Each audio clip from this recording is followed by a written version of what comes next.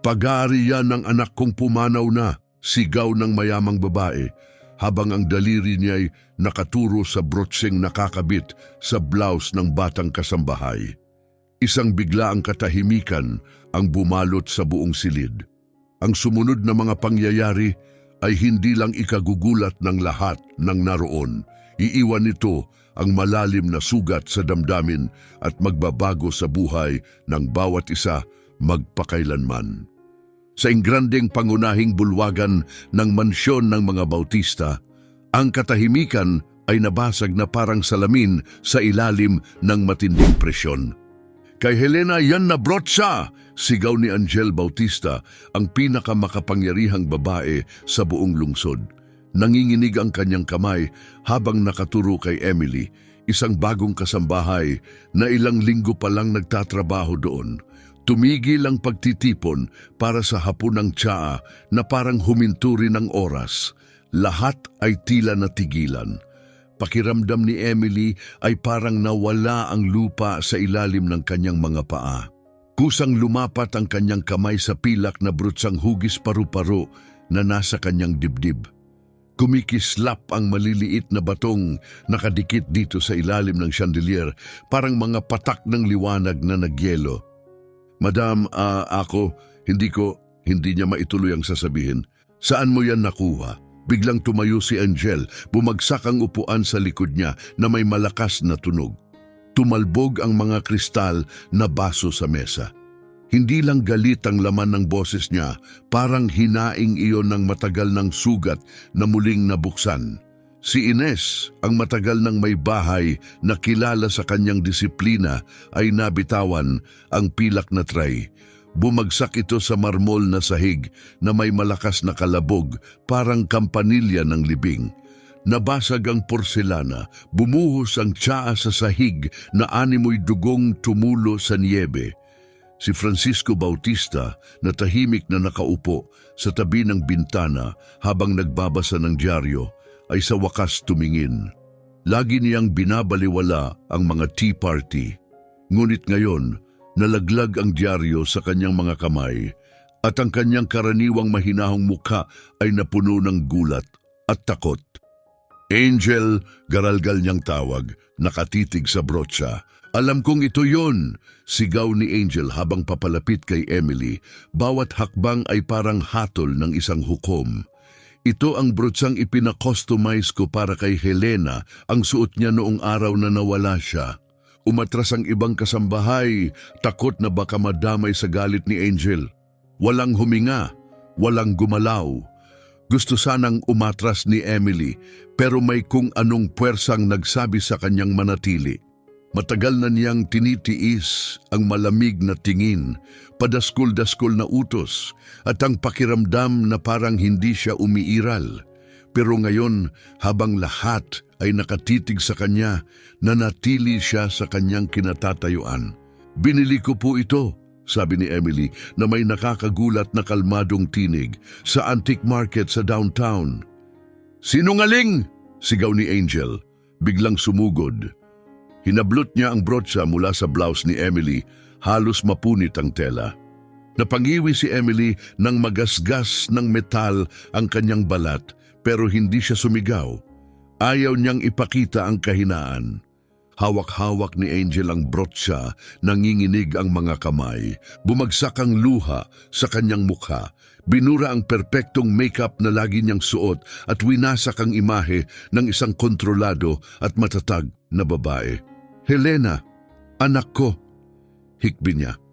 Halos hindi maunawaan ang mga salita sa pagitan ng pag-iyak. Sa wakas, kumilos si Francisco.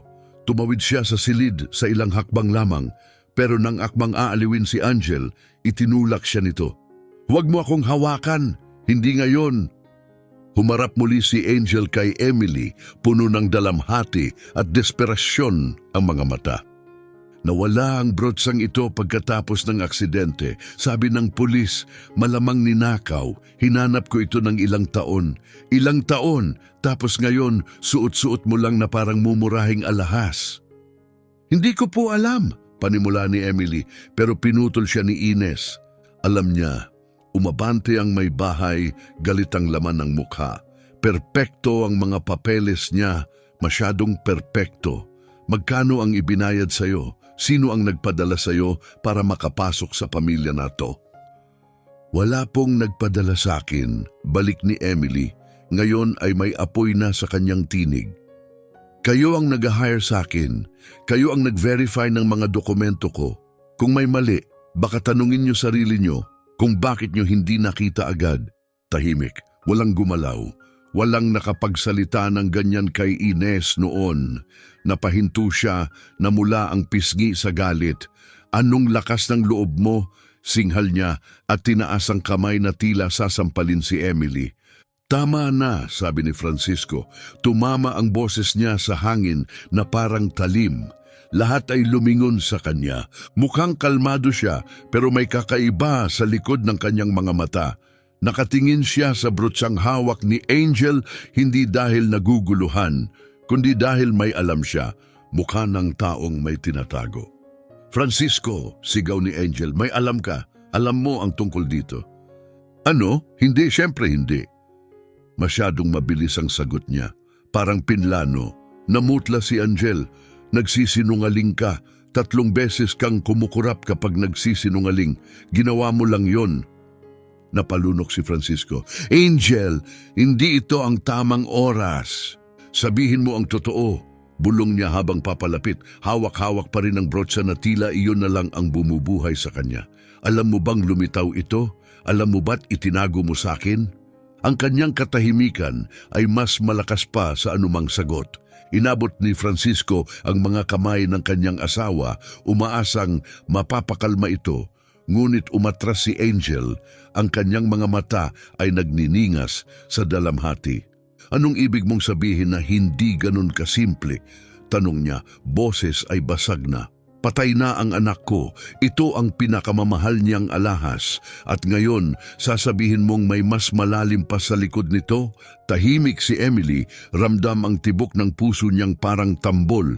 Nararamdaman niyang may mas malalim pang nangyayari, hindi lang ito tungkol sa nawalang brotsa. May lihim na nakatago sa likod ng lahat. Isang bagay na matagal nang naghihintay na mabunyag. Ginang Angel, mahina niyang sabi habang umuusad pa abante, alam niyang delikado ito. May karugtong pa po.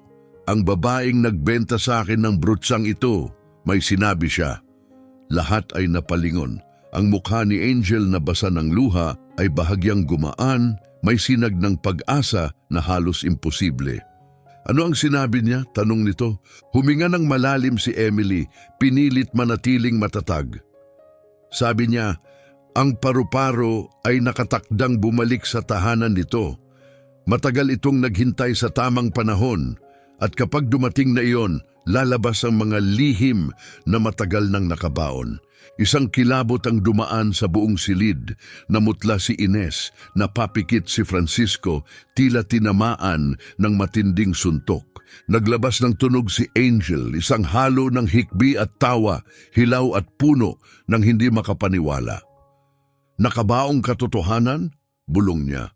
Anong klaseng katotohanan?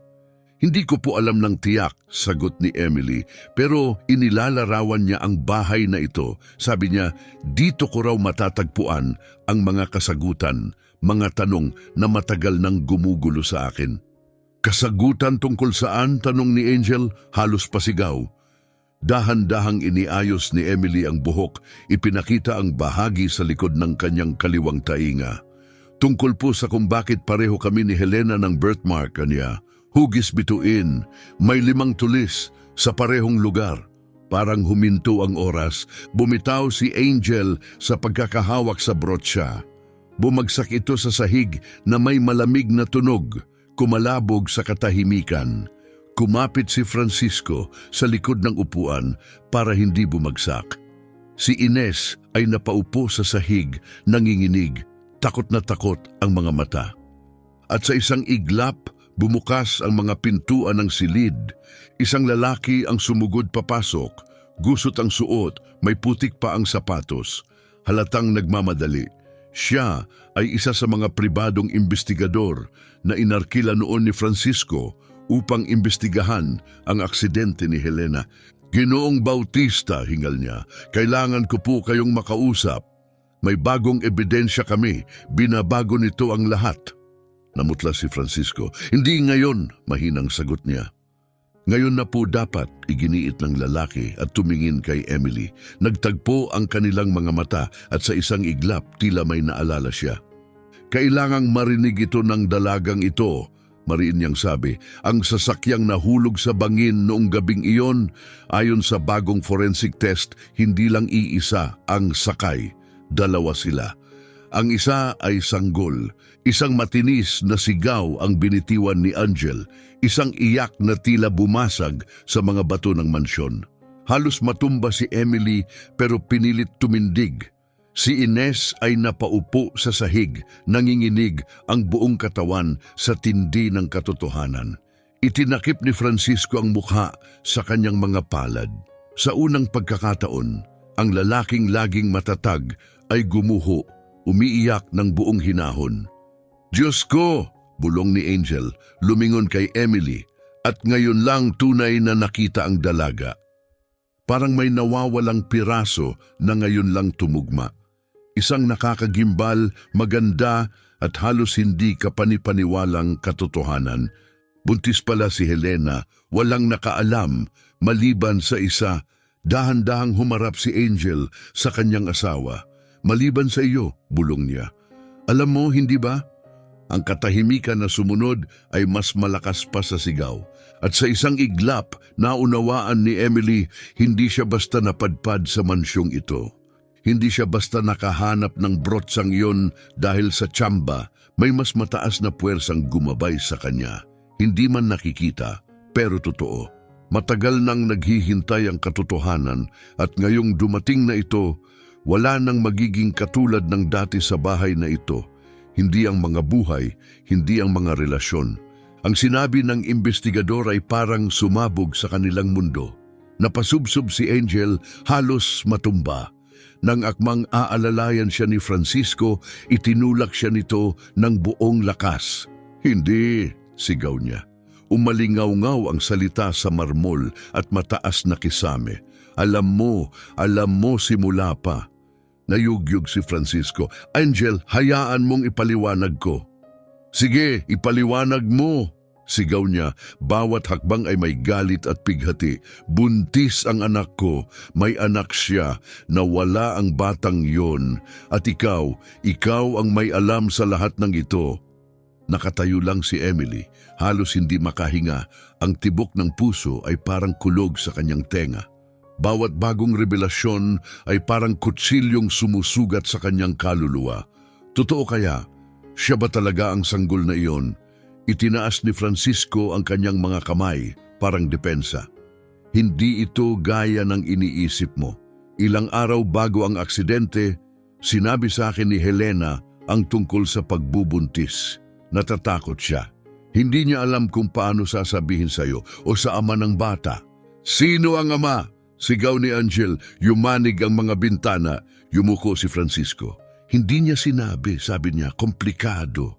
Delikado, pinoprotektahan niya raw ang bata. Delikado? Tanong ni Emily, lumapit, takot sa tinig. Anong klaseng panganib? Lahat ay napalingon sa kanya para bang ngayon lang naalala na nandoon siya.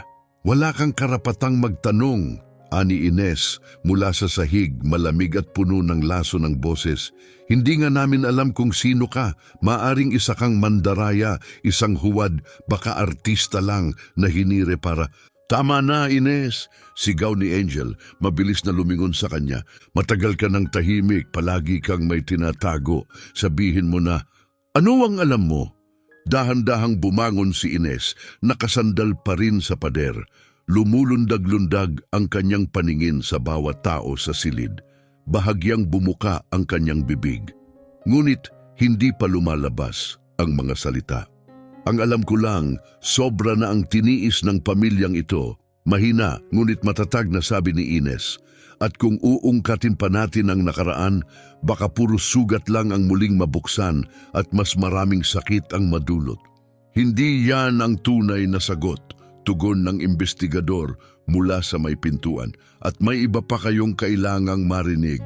Pero hindi rito, hindi sa kwartong ito na may maraming tenga. Tumingin si Angel sa mga kasambahay na nakahanay pa rin sa gilid ng pader, tila nanonood ng palabas na hindi ka panipaniwala. Kumuyom ang kanyang panga. Umalis kayong lahat, ngayon din kayong lahat, utos niya. Si Ines, si Emily at ang asawa ko lang ang matitira. Nagmadaling lumabas ang mga tauhan, nagbubulungan, litong-lito. Nang tuluyang magsara ang pinto, nanahimik ang bulwagan, mabigat ang hangin. Humarap si Angel sa investigador, nanginginig ang tinig sa tindi ng damdamin. Magsalita ka na, gusto ko ng lahat ng detalye. Ipinakilala ng lalaki ang sarili bilang investigador Alfredo. Binuksan niya ang kanyang maleta at inilabas ang isang makapal na folder. Ilang taon na ang nakalipas nang upahan niyo akong imbestigahan ang aksidente ng inyong anak. Isinara ko ang kaso dahil ang opisyal na ulat ay nagsasabing wala nang matutuklasan. Pero hindi ako nakontento. Nagpatuloy ako sa pagsisiyasat sa sarili kong paraan. At ano ang natuklasan mo? Tanong ni Francisco. Pinilit niyang manatiling kalmado, pero nanginginig ang kanyang mga daliri. Huminga ng malalim si Alfredo. May ebidensyang nagsasabing may isang tao na nagbayad ng malaking halaga para mawala ang ilang mahahalagang dokumento, mga ulat sa ospital, litrato mula sa lugar ng aksidente, mga salaysay ng saksi. Isang taong may kapangyarihan, may koneksyon at may pera. Tumigil ang tingin niya kay Francisco. Isang taong makapangyarihan. Namutla si Francisco. Hindi ko sinasabi na ikaw, putol ni Alfredo mahinahon ngunit matatag. Hindi pa. Pero kailangan kong malaman kung sino pa ang nakakaalam sa pagbubuntis ni Mariana. Wala, bulong ni Francisco. Pinangakuan niya akong itatago muna ito hanggang handa na siyang magsabi. Pati si Angel, hindi niya sinabi sa ina niya? Tanong ni Emily, mahina. Lalong hindi sa kanya, sagot ni Francisco, basag ang tinig. Natakot siyang masaktan ka, Angel. Takot siyang husgahan mo siya. Tinakpan ni Angel ang kanyang mukha, muling dumaloy ang mga luha. Ganun ba siya katakot sa akin, hanggang sa punto na pinili niyang akuin lahat mag-isa? Ang kirot sa kanyang boses ay tumagos kay Emily. Hindi na siya nag-iisip. Lumapit siya at marahang hinawakan ang kamay ni Angel. Tumingala si Angel sa kanya at sa ilang saglit, hindi na sila amot katulong, kundi dalawang babaeng kapwa ni Lamon ng pagkawala. Lumaki akong walang alam kung sino ang ina ko. Mahina ngunit matapat na sabi ni Emily. Lumaki ako na may mga puwang sa puso't isipan. Alam ko kung gaano kasakit yon. Hinawakan ni Angel ang kamay ni Emily ng mahigpit. Isang hikbi ang lumabas sa kanyang bibig. Kung ikaw talaga, nanginginig niyang sabi, kailangan natin ng matibay na ebidensya. Biglang nagsalita si Ines, matalim, nilaslas ang sandali. Lahat ay napalingon sa kanya, bagamat namumutla, matatag ang kanyang mga mata. Hindi tayo pwedeng umasa sa emosyon at pagkakataon lang, aniya. Kailangan natin ng ebidensyang hindi matatalo ng kahit anong argumento. Tumango si Alfredo. Tama siya.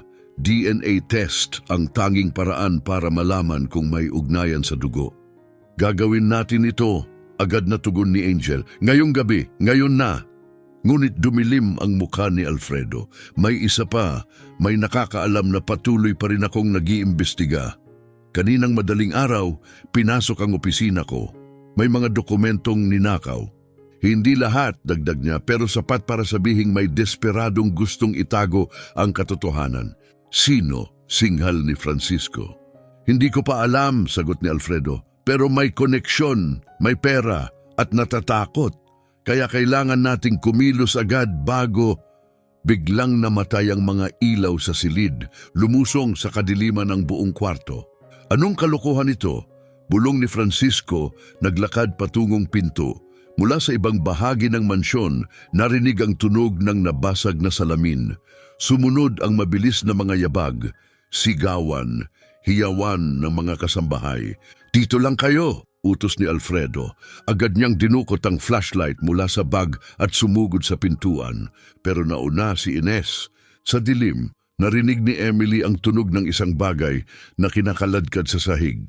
Isang segundo pa, bumagsak ang pinto. May narinig na click. Isinara ito mula sa labas. "Ines!" sigaw ni Angel, pinaghahampas ang pinto. "Buksan mo ito ngayon din!" Kinuha ni Emily ang kanyang telepono. Ang mahinang liwanag ng screen ay sapat para makita ang paligid. At ang nakita niya ay nagpahinto sa kanyang paghinga. Wala na ang brotsa ni Mariana. Ang brotsa, bulong ni Emily. Kinuha ni Ines. Lumingon sa kanya si Angel. Naglalagablab ang mga mata sa dilim. Galit, takot, at may isang bagay na mas malamig pa roon. Alam niya.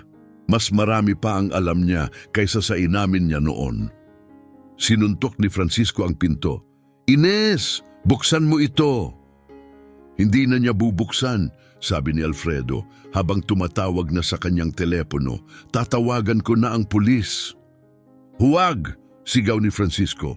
"Kapag pumasok ang pulis dito, malalaman yan ng media. Isang iskandalo. Masisira tayo." Tiningnan siya ni Angel, puno ng galit at pighati ang mga mata. "Mas mahalaga ba sa iyo ang pag-iwas sa iskandalo kaysa sa paghahanap ng katotohanan? Mas mahalaga ba yon kaysa malaman kung ano talaga ang nangyari sa anak natin?" "Hindi yon ang ibig kong sabihin," sagot ni Francisco, desperado. "Pero may mga bagay kang hindi pa alam, mga bagay na sinabi sa akin ni Mariana, mapanganib na bagay." Tumalim ang tinig ni Angel. "Anong mga bagay? Anong itinatago mo? Sabihin mo na ang totoo." Ngayon, pumikit si Francisco, pagod at bagsak, parang isang pader na sa wakas ay bumigay. "May tinatakbuhan si Mariana nung araw na iyon," mahina niyang sabi. "Kaya siya nag-iisa sa kalsadang yon, kaya wala siyang kasamang security. Tumawag siya sa akin nung umaga, takot na takot. Sinabi niya sa akin na may nagbanta na aagawin ng anak niya," bulong ni Francisco. Bumagsak ang katahimikan sa silid na parang makapal na kumot ng takot. "Sino?" tanong ni Emily, nanginginig ang tinig. "Sino ang nagbanta sa kanya?" "Hindi ko alam," sagot ni Francisco, bakas sa mukha ang sakit. Pinutol niya ang tawag bago niya masabi. "Yon ang huling beses na nakausap ko siya habang buhay pa siya." Napaatras si Angel, parang nawalan ng hangin. Agad siyang inalalayan ni Emily bago siya tuluyang matumba. Kung ganon ang aksidente, hindi niya kayang tapusin ang tanong. "Maaaring hindi ito aksidente," sabi ni Alfredo, tinapos ang iniisip ng lahat. "Yan ang iniimbestigahan ko at kung tama ang teorya ko, may makapangyarihang taong gustong mawala si Mariana at ang kanyang anak. Pero hindi nawala ang sanggol," bulong ni Emily. "Kung ako ang sanggol na yon, may nagligtas sa akin. May nagdala sa akin sa ospital at iniwang matatagpuan ako. Isang taong gustong protektahan ka," dagdag ni Angel. Dahan-dahang lumambot ang mata. "Isang taong alam na may panganib sa buhay mo." Biglang may narinig silang mga yabag sa pasilyo. Lahat ay napatigil. Umikot ang susi sa seradura. Bumukas ang pinto, pero hindi si Ines ang pumasok. Isang hindi pamilyar na babae ang lumitaw sa pintuan. Matanda na, puti ang buhok na nakaayos sa isang bun at may makapal na shawl na may burdang maselan. Maamo ang kanyang mga mata, pero may malalim na lungkot. May dala siyang maliit lumang maleta. "Kumusta, Angel?" sabi niya sa isang kalmadong tinig. "Matagal na tayong hindi nagkita." Napasinghap si Angel. "Isabela, Dr. Isabela Mejia?" Tumango ang babae. "Tinawagan ako ni Ines. Sabi niya, panahon na para ibunyag ang katotohanan." "Nasaan siya?" tanong ni Francisco. "Matalim." "Umalis na siya," sagot ni Isabela. "Sabi niya, hindi na niya kayang dalhin ang bigat ng kanyang mga lihim. Mabigat na masyado." Pumasok si Isabela sa silid at isinara ang pinto. Iniabot niya ang isang bagay sa ilalim ng mahinang liwanag ng phone ni Emily, ang nawawalang brooch siya. "Binigay ito sa akin ni Ines," ani Isabela. Sabi niya, hawak nito ang katotohanan na kung wala ito, walang maniniwala sa kwentong sasabihin ko. Inabot ni Angel ang brotsa, nanginginig ang mga kamay. Anong katotohanan? Ano ang tinatago niyo lahat nitong mga taon? Napatingin si Isabela kay Emily, namuo ang luha sa kanyang mga mata. Ako ang doktor na nakakita kay Mariana nung gabing yon, panimula niya. Ako ang nag-alaga sa mga sugat niya. At ako rin ang unang nakakita sa sanggol na karga niya.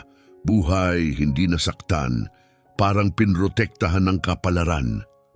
Uminog ang mundo kay Emily, umikot ang paningin niya. Ang sanggol na yon, patuloy ni Isabela, may birthmark na hugis bituin sa likod ng kaliwang tainga at nang ibalot ko siya sa puting kumot na may asul na burda mula sa kotse, alam kong hindi lang ako nagligtas ng bata, naging tagapagtago rin ako ng isang lihim na kayang magpabagsak ng makapangyarihang tao. Bakit hindi niyo sinabi sa amin? Iyak ni Angel. Bakit niyo hinayaang maniwala kaming mag-isa siyang namatay? Dahil nasa panganib ang buhay ng sanggol, sagot ni Isabela. May isang makapangyarihang taong gustong mawala siya. Tanging ang pagtatago sa kanyang pagkatao ang tanging paraan para siya'y iligtas. Ibinaba ni Isabela ang maleta sa marmol na mesa at binuksan. Nandito ang lahat, niya, ang buong katotohanan.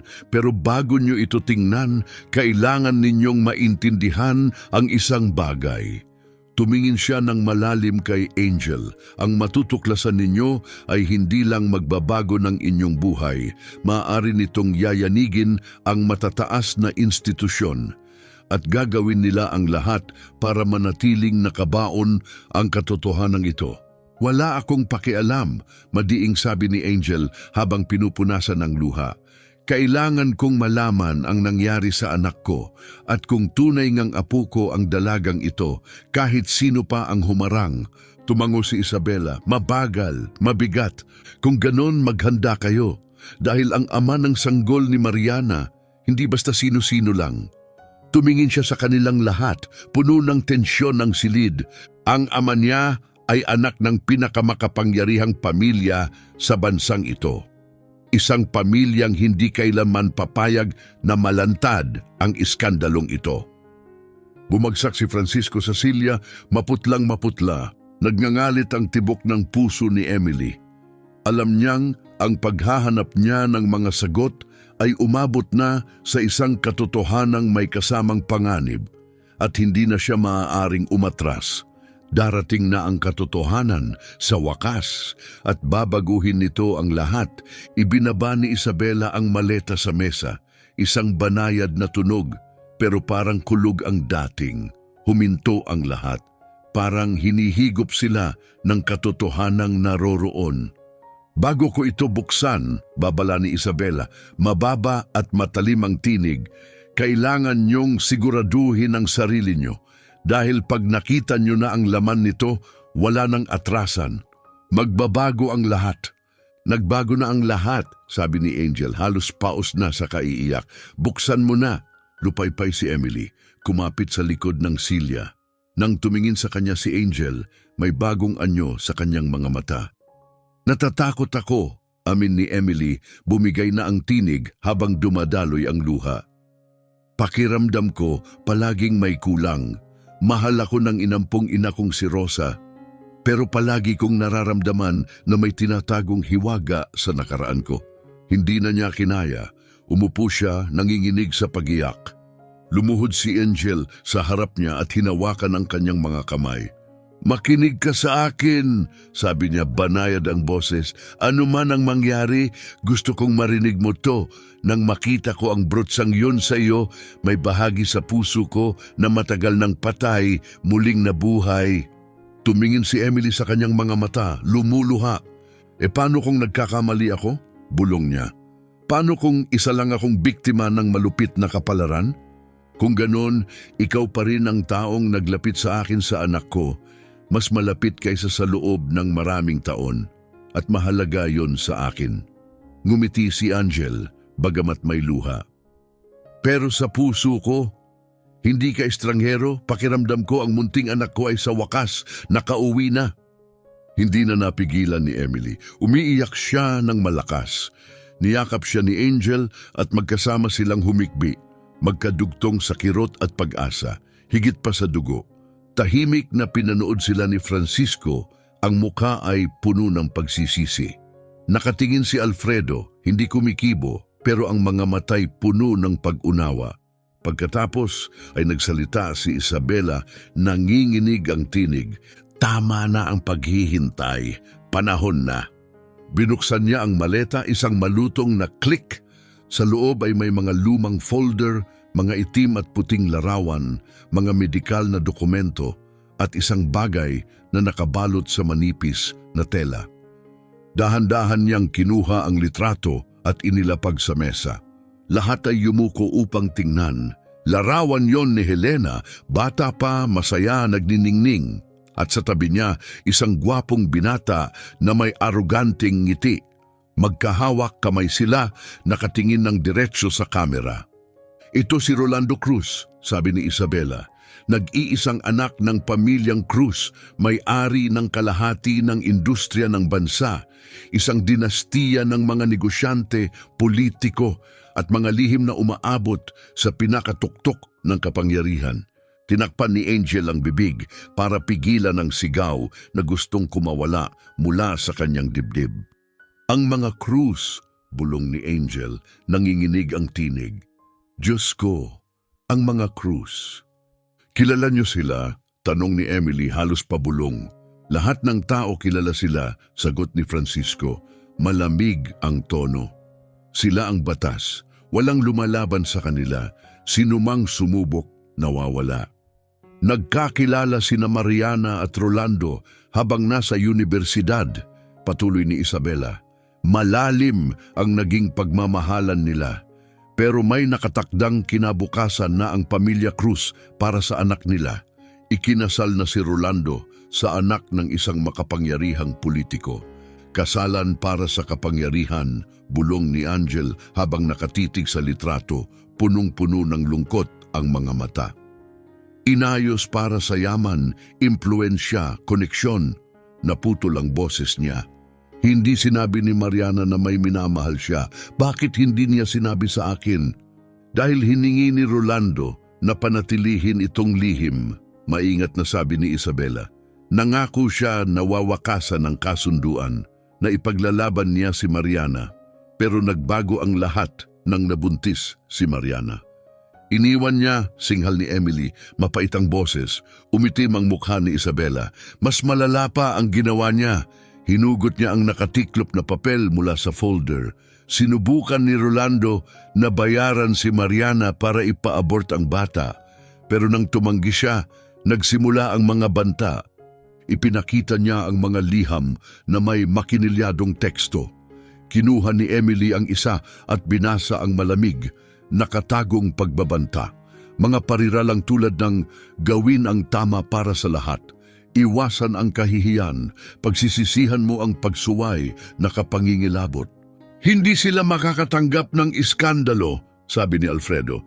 Isang anak sa labas, mula sa tagapagmana nila, masisira ang lahat, mga negosyo, alyansa, reputasyon.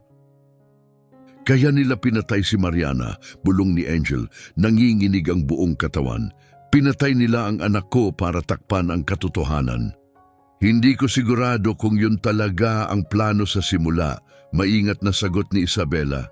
Sa tingin ko, layunin nilang takutin siya, pwersahin siyang umalis ng tahimik, baka pati mawala na lang. Pero may nangyaring hindi nila inaasahan. Kinuha niya ang isang lumang police report, gusot na at may batik ng panahon. Natagpuan ang sasakyan niya sa ilalim ng bangin. Ayon sa ulat, may magulong marka ng preno, senyales na may tinatakbuhan siya, may nilalayuan, o may humahabol. May humahabol sa kanya? Lumapit si Francisco, binabasa ang dokumento. Nakalagay dito na may mga saksi raw na nakakita sa isang itim na sasakyan na sumusunod sa kanya. Pero nawawala ang mga pahayag sa final report. Tumango si Alfredo, madilim ang muka. Nawala, kasama ng mga litrato at ebidensya. May makapangyarihang taong nagbura sa lahat. Nabaluktot ang sikmura ni Emily. Sinubukan nilang patayin kami. Pareho kami, pero pinrotektahan ako ni Mariana. Nagkibit ang tinig ni Isabela. Pagdating ko sa crash site, wasak na wasak ang kotse. Si Mariana halos wala ng buhay, walang malay, duguan. Pero kahit ganon, yakap-yakap pa rin niya ang sanggol. Nakabalot sa puting kumot na may asul na burda. Ginamit niya ang sariling katawan para iligtas ang anak niya. Napasigaw sa higbi si Angel, tinakpan ang bibig ng kanyang mga kamay. Ang sanggol, si Emily, ay walang galos. Patuloy ni Isabela, mahina ang tinig. Ni isang gasgas wala, parang milagro. Pero alam ko noon pa, kapag nalaman ng iba na buhay siya, magiging target din siya. Makapal ang emosyon sa boses ni Francisco, pero bakit hindi mo sinabi sa amin? Bakit hindi mo siya dinala sa amin? Dahil kayo ay mga Bautista, sagot ni Isabela, seryoso ang tingin. Oo, mayaman kayo, may respeto, pero ang mga Cruz ibang antas. Kapag nalaman nilang hawak niyo ang bata, kukunin nila siya at hindi sila titigil. Doon lang lubos na naunawaan ni Emily. Kaya mo ako itinago. Dinala mo ako sa ospital sa malayong lugar, umaasang may mabait na kukuha sa akin. Tumango si Isabela, humahagulhol. May nurse doon na pinagkakatiwalaan ko, si Rosa Morales. Sinabi ko lang ang sapat para maintindihan niya ang panganib. Pumayag siyang ampunin ka. Palakihin ka na parang tunay niyang anak at huwag kailanman ipaalam ang katotohanan. Si Rosa, bulong ni Emily, puno ng pag-ibig at pasasalamat. Alam niya, palagi kong nararamdamang may tinatago siya. Minahal ka niya na parang tunay niyang anak, sabi ni Isabela. Pinanatili niyang ligtas ang lihim mo. Pero bago siya namatay, kinontak niya ako. Sabi niya panahon na para malaman mo ang katotohanan. Pinayagan niya akong dalhin ka pabalik. Lumiwanag ang mata ni Angel. Ang babae sa palengke, yung nagbigay sa iyo ng brotsa, ikaw yun, hindi ba? Umiling si Isabela, banayad. Hindi ako yon, pero alam ko kung sino siya, isang taong gusto ring mabunyag ang katotohanan ito. Sino? Sabay-sabay nilang tanong. Bago pa man siya makasagot, isang malakas na pagbagsak ang yumanig sa itaas, nabasag na salamin. Sumunod ang mga sigaw, mga yabag, isang malutong na tunog na parang may nahulog o may bumagsak. Agad nag-react si Alfredo, dinukot ang telepono. Hindi lang tayo ang nandito, may iba pa, marahil sila na. Ang mga Cruz, halos wala ng kulay ang mukha ni Francisco.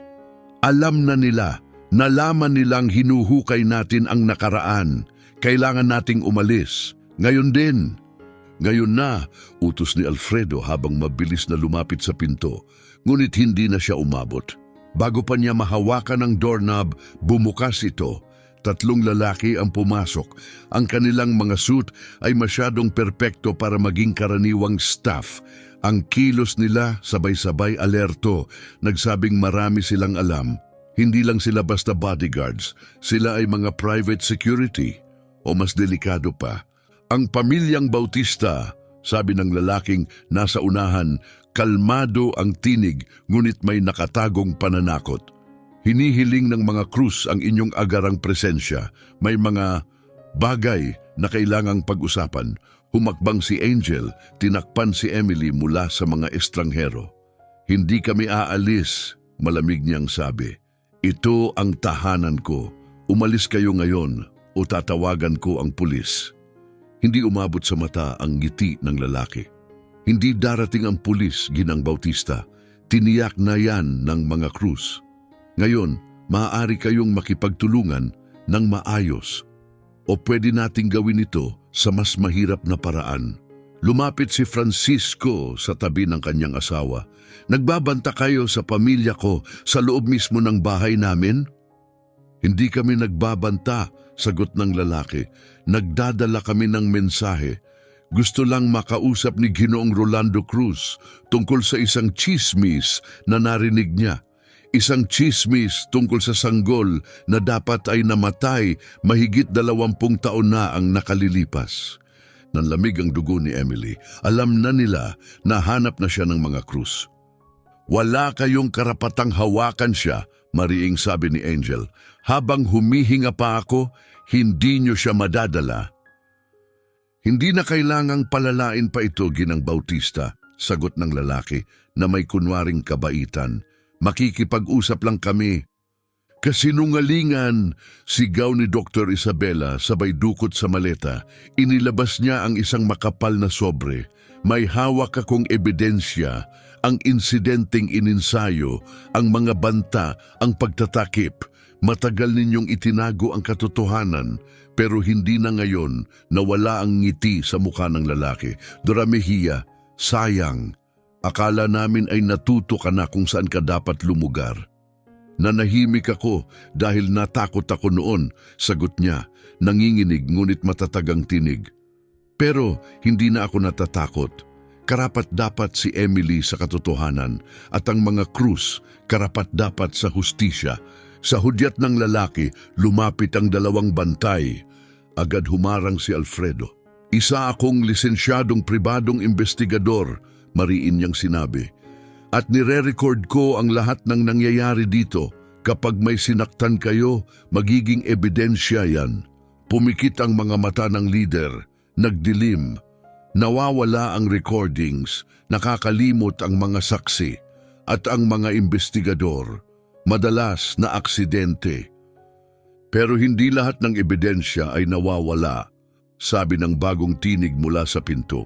Lahat ay napalingon. Isang babae ang pumasok, matanda, may pilak na buhok na nakaayos sa bun at may bordadong shawl sa balikat. Agad siyang nakilala ni Emily, ang babaeng nakita niya sa palengke. Kumusta, Angel? Tahimik niyang bati. Matagal na tayong di nagkita. Napasingap si Angel. Jennifer Souza? Oo, dahan-dahan niyang tango. Ang matalik mong kaibigan. Ang matagal nang nagpoprotekta sa apo mo, sa likod ng anino, nitong mga taon. Tumigil ang tibok ng puso ni Emily, Jennifer. Ang pangalang binubulong ni Rosa tuwing gabi, akala'y tulog na si Emily. Ikaw, bulong ni Angel, alam mong buhay siya buong panahon, alam mo at hindi mo sinabi. Itinago ko ang sikreto para manatiling buhay siya, sagot ni Jennifer. Pero ngayon, kusa na itong lumalabas, gusto man natin o hindi, kaya narito ako. Para tiyaking hindi na ito muling maililibing. Itinaas niya ang isang maliit na USB drive. Nandito ang lahat, bawat dokumento, bawat litrato, mga salaysay, at pinakaimportante, isang kumpisal mula sa isang malapit sa pamilya Cruz na handang tumestigo sa korte. Napahinto ang mga bantay.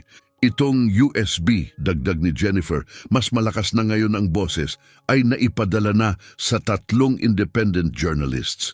Kapag may nangyaring masama kay Emily o kay Angel o kay Francisco, agad itong ilalabas sa publiko. Hinawakan ng lalaki ang earpiece niya, nakinig, walang imik. Pagkatapos ay nagsalita siya, maghihintay ang pamilya Cruz, pero huwag kayong maging hangal na isipin tapos na ito. Hindi nila hahayaan ang iskandalo na sumira sa lahat ng itinayo nila, kaya maghanda kayo. Humakbang si Angel, matatag parang bakal ang tinig, at hindi ko rin hahayaang may manakit sa apo ko. Sobra na ang nawala sa akin. Kung gusto nila ng digmaan, sige, pero lalaban ako hanggang dulo. Wala nang kukuha pa ng pamilya ko sa akin. Umalis din sa wakas ang mga lalaki. Ngunit naiwan ang kanilang presensya parang lason sa hangin. Ang katahimikang iniwan nila ay mabigat, nakakasakal. Pagkasara ng pintuan, bumagsak si Emily sa isang upuan, nanginginig ang buong katawan. Agad siyang niyakap ni Angel, mahigpit, puno ng takot at pagmamahal. Ligtas ka na, bulong ni Angel sa buhok ni Emily. Ligtas ka na ngayon.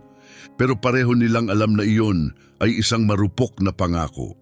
Dahil alam na ng mga Cruz na buhay si Emily at ang ganong pamilya na may ganoong kapangyarihan hindi basta-basta sumusuko.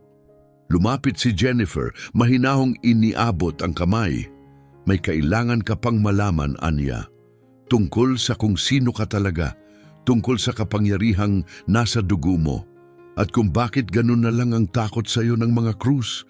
Tumingala si Emily, nanginginig ang kamay habang iniabot ito. Kapangyarihan? Wala akong kapangyarihan. Isa lang akong ordinaryong babae. Ngumiti si Jennifer, mainit pero puno ng hiwaga. Yan ang paniniwala mo.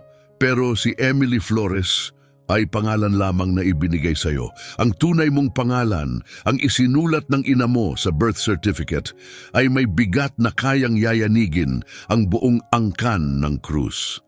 Tumahimik ang buong silid. Ramdam ni Emily ang lakas ng tibok ng kanyang puso. Ang pangalan ko? Bulong niya. Anong pangalan? Sino ba talaga ako? Lumapit si Jennifer, hinawakan ng mukha ni Emily gamit ang parehong lambing na ginagawa ni Rosa noon. Pinili ni Mariana ang pangalan mo bago siya nawalan ng malay nung gabing yon, dahan-dahan niyang sabi. Isinulat niya ito gamit ang sarili niyang dugo sa isang pirasong papel at ibinigay sa akin bago dumating ang ambulansya. Inilabas niya mula sa shawl ang isang lumang na nilaw na papel. Dahan-dahan niya itong binuksan at inilapag sa mesa. Lahat ay lumapit upang basahin ang nakasulat. Magulo ang sulat kamay pero malinaw, Mariana Angel Bautista Cruz. Napasinghap si Angel nang hina ang kanyang mga tuhod at si Francisco ang sumalo sa kanya bago siya tuluyang bumagsak. Bautista Cruz. Bulong ni Francisco, halos walang buhay ang tinig. Ibinigay niya ang parehong apelyido. Ibig sabihin, hindi na niya natapos ang sasabihin. Ibig sabihin, singit ni Alfredo, ang dalagang ito ay legal na tagapagmana ng dalawang makapangyarihang angkan. At ayon sa batas, may karapatan siya sa lahat ng gustong burahin ng mga krus. Pero may higit pa, dagdag ni Jennifer, masigasig ang boses. Ang lolo ni Rolando, si Don Jose Cruz, ay may iniwang kondisyon sa kanyang testamento. Nakasaad na kahit sinong direktang inapo ng krus, lehitimo man o hindi, ay may karapatang magangkin ng bahagi ng kumpanya. Nangunot ang noo ni Francisco. Gaano karami? 30%. Sagot ni Jennifer, sapat para makaupo sa mesa, sapat para makapagsalita, sapat para harangin ang anumang desisyong ipipilit nila. Uminog ang mundo kay Emily, parang umiikot ang buong silid. Hindi ko gusto ang pera nila, bulong niya. Ayokong kunin ang kahit ano mula sa kanila. Hindi ito tungkol sa gusto mo, sagot ni Angel, muling tumindig. Ito'y tungkol sa kahulugan mo sa kanila. Lumapit si Isabela. Ang imperyo ng krus ay itinayo sa lihim, manipulasyon at takot. Kung ikaw bilang legal na tagapagmana ay may kakayahang ilantad ang katotohanan, magsisimula ng gumuho ang kanilang kaharian. Kaya kanila gustong patayin, dagdag ni Angel. Hindi lang dahil sa iskandalo, dahil sa kapangyarihan, ang mismong pag-iral mo ang banta sa lahat ng pinundar nila. Bumagsak si Emily sa upuan, halos hindi makahinga. Gusto ko lang ng kasagutan, gusto ko lang malaman kung sino ako. At ngayon, ako na pala ang kinatatakutan nila. Hindi ka kaaway nila, sabi ni Angel, lumuhod sa harap niya. Ikaw ay katarungan, ikaw ang tinig ng anak kong pinatahimik nila, ikaw ang katotohanang nilibing nila ng matagal. Naluha si Emily. Bumagsak ang luha sa kanyang pisngi. Hindi ko alam kung kaya ko to. Parang hindi ako sapat na malakas. Hindi mo kailangang maging malakas, bulong ni Angel. Mahigpit ang pagkakahawak sa kanyang kamay. Hindi mag-isa. Kasama mo ako sa bawat hakbang. Hindi mo kailangang harapin ito mag-isa. Biglang naputol ang sandali. May narinig silang bumukas ang pintuan. Mabilis na mga yabag ang tumunog sa pasilyo. Lahat ay napatigil. Handa na sana sila sa panibagong sagupaan. Pero ang pumasok sa drawing room ay hindi kalaban. Si Ines, ang may bahay, ay mukhang pagod na pagod. Gusot ang damit, pulang-pula ang mga mata sa pag-iyak. Hawak niya ang isang lumang kahon na bakal. Ang unang mga salita niya ay halos hindi marinig. Patawarin niyo ako sa aking kaduwagan nitong mga taon. Ines, matalim ang tono ni Angel, tumakas ka. Iniwan mo kami sa gitna ng gulo. Alam ko, hikbi ni Ines habang lumuhod sa sahig. Galit ako sa sarili ko, pero kailangan kong kunin ito. Bahagya niyang itinaas ang kahon. Ibinigay ito sa akin ni Helena gabi bago ang aksidente. Pinangakuan niya akong itatago ko ito. Na hindi ko ito dapat sabihin kahit kanino, bulong ni Ines. Maliban na lang kung bumalik na ang anak niya. Tumahimik ang silid. Bumigat ang hangin, parang lumubog ang bawat salita sa kaluluwa ng bawat isa. Ang anak niya, bulong ni Angel, ibig mong sabihin, alam ni Helena na babae ang anak niya? Tumango si Ines, nangingilid ang luha. Naniniwala siya mula sa kaibuturan ng kanyang kaluluwa. Noong gabing bago ang aksidente, dumating siya sa silid ko, takot ngunit puno ng pag-asa. Ikinuwento niya ang panaginip niya. Isang pangitain na ang anak niyang babae ay lumaki sa malayong lugar. Ngunit ligtas. Sabi niya, kung may masamang mangyari sa kanya, ang anak niya ay mabubuhay at balang araw, babalik ang sanggol sa tahanan. Nanginginig ang mga kamay ni Ines habang iniabot ang kahon kay Emily. Pinangakuan niya akong makikilala ko ang anak niya kapag nakita ko siya. Sabi niya, taglay nito ang marka, isang maliit na bituin sa likod ng tainga, isang tanda mula sa langit. Maingat na kinuha ni Emily ang kahon. Mabigat ito, malamig, gutay-gutay na ng panahon. Nanginig ang kanyang mga daliri habang binubuksan ng kawit. Sa loob ay may mga dosenang liham. Isinulat sa pinong papel, may maganda at eleganteng sulat kamay. Kinuha ni Emily ang una. Basag ang tinig niya habang binabasa ang mga salitang nakasulat sa itaas. Para sa aking Helena. Kung binabasa mo ito, malakas niyang basa. Ibig sabihin, hindi ko na nagawang makasama ka gaya ng inaasam ko. Ibig sabihin, kailangan kitang pakawalan upang mapanatili kang ligtas. Pero gusto kong malaman mo, araw-araw ng buhay mo kahit hindi ako naroon, minahal kita ng buong puso. Dumaloy ang luha ni Emily, nababasa ang mga salitang isinulat ng isang ina na hindi niya kailanman nakilala, ngunit matagal nang inaasam. Ikaw ang himala ko, patuloy niya, nanginginig ang boses, ang munting mandirigma ko. At kahit hindi kita pinalaki, kahit nawala ako sa bawat sandali ng kabataan mo, alam kong nakalaan ka sa mas dakilang layunin. Isinilang ka upang baguhin ang mundo, upang dalhin ang liwanag kung saan may dilim. Humahagulhol na si Angel, mahigpit na nakakapit kay Francisco na nanatiling nakatayo, tahimik na umaagos ang luha sa pisngi. Patuloy si Emily, akala ng mga Cruz ay hindi sila kayang galawin. Akala nila'y kayang patahimikin ng pera't kapangyarihan ng lahat.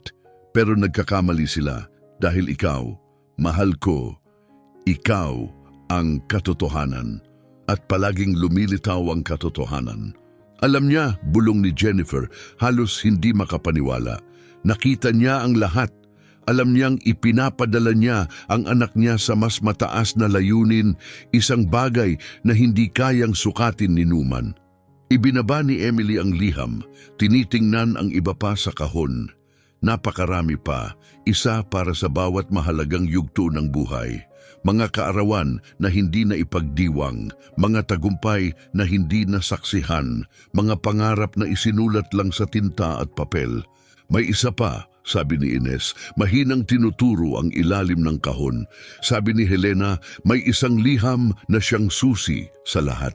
Maingat na inalis ni Emily ang mga liham at inilantad ang isang sobre na selyado ng makapal na pulang wax.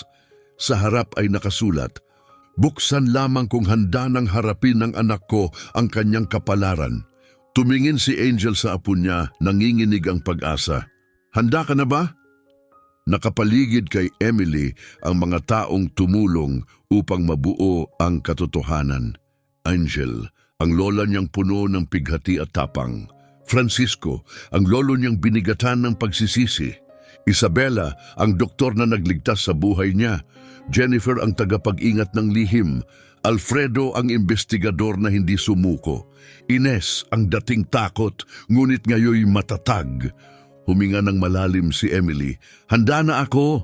Binasag niya ang selyo. Sa loob ay may isang legal na dokumento, luma, formal, makapangyarihan. Ang huling habilin ni Helena.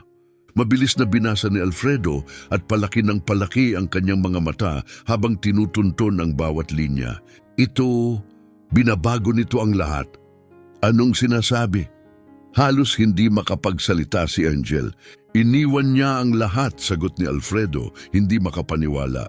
Lahat ng mana niya, ang mga ari-arian niya, mga shares niya sa kumpanya ng Bautista, ang mga lupaing minana niya mula sa kanyang ina, lahat ay inilaan sa kanyang anak, kay Mariana Angel Bautista Cruz. Gaano karami? Garalgal ang tinig ni Francisco. Sapat, sagot ni Alfredo, upang maging isa si Emily sa pinakamayamang babae sa buong bansa. Muling umikot ang mundo kay Emily, ngunit bago pa siya mag-collapse, itaas ni Alfredo ang kamay. May karugtong pa.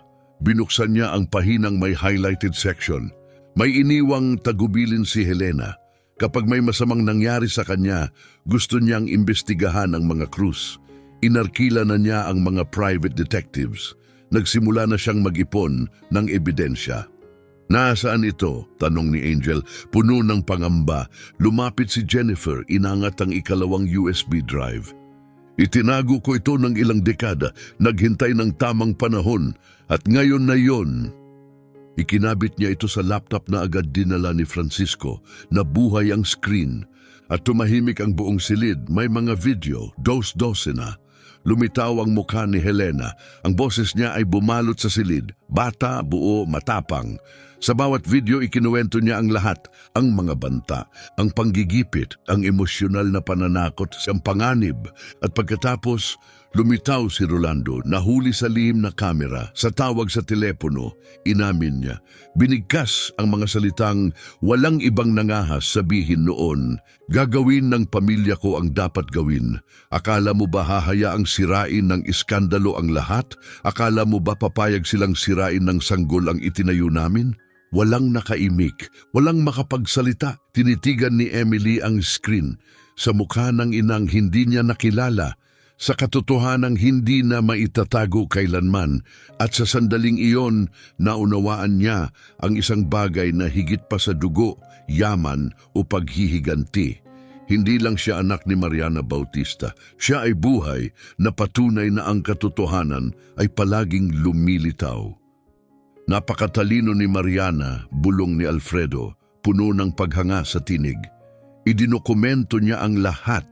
Hindi lang siya nagsalaysay ng kwento, nagtayo siya ng kaso na walang sino mang pwedeng baliwalain. Kung ganoon, bakit hindi ninyo ito ginamit noon pa? Tanong ni Francisco, nabibingi ang tinig ng damdamin. Bakit ka naghintay ng ganito katagal? Tiningnan siya ni Jennifer sa mata. Dahil pinangakuan ko si Mariana, sinabi niya sa akin na hindi ito tungkol sa paghihiganti. Hindi ito para gumanti. Ito'y para sa hustisya. At tanging ang anak niyang babae ang may karapatang magdesisyon kung anong gagawin sa impormasyong ito kapag bumalik siya. Lahat ay napatingin kay Emily. Tahimik siyang nakaupo, ang mga matay nakatitig sa screen. Pinapanood niya ang ina. Tumatawa, umiiyak, nagsasalita ng katotohanan sa mga video na nirecord ilang dekada na ang nakalilipas. Parang multo. Ngunit sa parehong oras, para ring sa wakas ay nakikilala niya ang babaeng isinugal ang lahat para protektahan siya. Ano ang gusto mong gawin? Mahinahong tanong ni Angel, puno ng paggalang at pagmamahal. Ikaw lang ang makakapagdesisyon niyan. Pumikit si Emily. Ramdam niya ang bigat ng lahat, mga henerasyon ng sakit, sakripisyo at katahimikan. Naalala niya si Rosa, ang nagmahal sa kanya ng buong puso. Si Helena, na inialay ang sariling buhay para sa kanya. Si Angel, na kailanman ay hindi tumigil sa paghahanap, at lahat ng iba pang biktima ng mga krus. na hindi kailanman nabigyan ng boses. Pagdilat niya, may apoy sa kanyang mga mata. Ilalabas natin ang lahat, matatag niyang sabi. Dadalhin natin ang ebidensya sa mga autoridad. Hihingi tayo ng hustisya para sa nanay ko at para sa lahat ng pinatahimik ng mga krus. Ngumiti si Angel sa gitna ng luha. Yan ang apo ko. Pero gagawin natin ito ng tama, dagdag ni Emily. Walang paghihiganti, walang panlilinlang. Haharapin natin sila sa batas. Patutunayan nating mas makapangyarihan ang katotohanan at hustisya kaysa sa pera at impluensya. Hindi ito magiging madali, babala ni Alfredo. Lalaban sila, sisiraan nila ang pangalan mo, ang pagkatao mo, ang motibo mo. Sisirain nila ang buhay mo. Alam ko, sagot ni Emily. Pero hindi na ako natatakot dahil ngayon alam ko na kung sino ako. Alam ko kung saan ako nagmula at alam kong hindi ko na ito hinaharap ng mag-isa. Niakap siya ni Angel ng mahigpit. Hindi ka na muling magiging mag-isa. Ipinapangako ko. Biglang nag-vibrate ang telepono ni Alfredo. Saglit siyang sumagot pagkatapos ay namutla. May problema tayo sa niya. Si Rolando Cruz ay nag-announce ng press conference. Magsisimula ito sa loob ng wala pang 1 oras. Ano ang balak niyang sabihin? Tanong ni Francisco mariin. Iaakusa niya si Emily ng panluloko, ng tangkang blackmail sa mga Cruz sa pamamagitan ng pagpapanggap na anak niya. Nanigas si Emily, nanlamig ang sikmura niya. Gusto nilang sirain ang kredibilidad ko bago pa man lumabas ang katotohanan. Hindi kung tayo ang maunang kumilos, sabad ni Jennifer, puno ng determinasyon. May mga kilala akong mamamahayag, mga matagal nang naghihintay na pabagsakin ang mga Cruz. Kumikilos na tayo ngayon, matatag na sabi ni Angel, agad na umangkop bilang leader. Tila isinilang para dito. Alfredo, kontakin mo ang mga koneksyon mo. Isabela, kolektahin mo ang lahat ng medikal na ebidensya. Jennifer, ihanda mo ang bawat file, larawan at recording. Pagharap niya kay Francisco, seryoso ang tono. Gagamitin mo ang lahat ng koneksyon mo, media, politika, para matiyak na makarating ito sa tamang tao. Maaasahan ba kita? Tumango si Francisco, walang pag-aalinlangan. Oo, hindi ko na kayo bibiguin. At ako, tanong ni Emily, tumingin si Angel sa kanya puno ng pagmamalaki. Maghahanda ka para magsalita, para ikwento ang kwento mo sa buong mundo, para ipakita kung sino ka talaga, at para ipamukha sa mga Cruz na maling babae ang tinangka nilang patahimikin. Tumango si Emily. Nararamdaman niya ang lakas na umaangat sa dibdib niya. Hindi na siya si Emily Flores. Siya na si Mariana Angel Bautista Cruz, isang tagapagligtas, isang mandirigma at tinig ng isang pamana na hindi maaaring patahimikin. Nagsisimula na ang laban at handa na siya. Ang press room ng Grand Palace Hotel ay puno siksikan. Mga mamamahayag, mikropono at kamera ay nakaayos sa bawat sulok, pinapanood ng buong mundo. Si Rolando Cruz ay nakatakdang magsalita sa loob ng 30 minuto. Pero may ibang plano si Angel Bautista. Sigurado ka ba dito?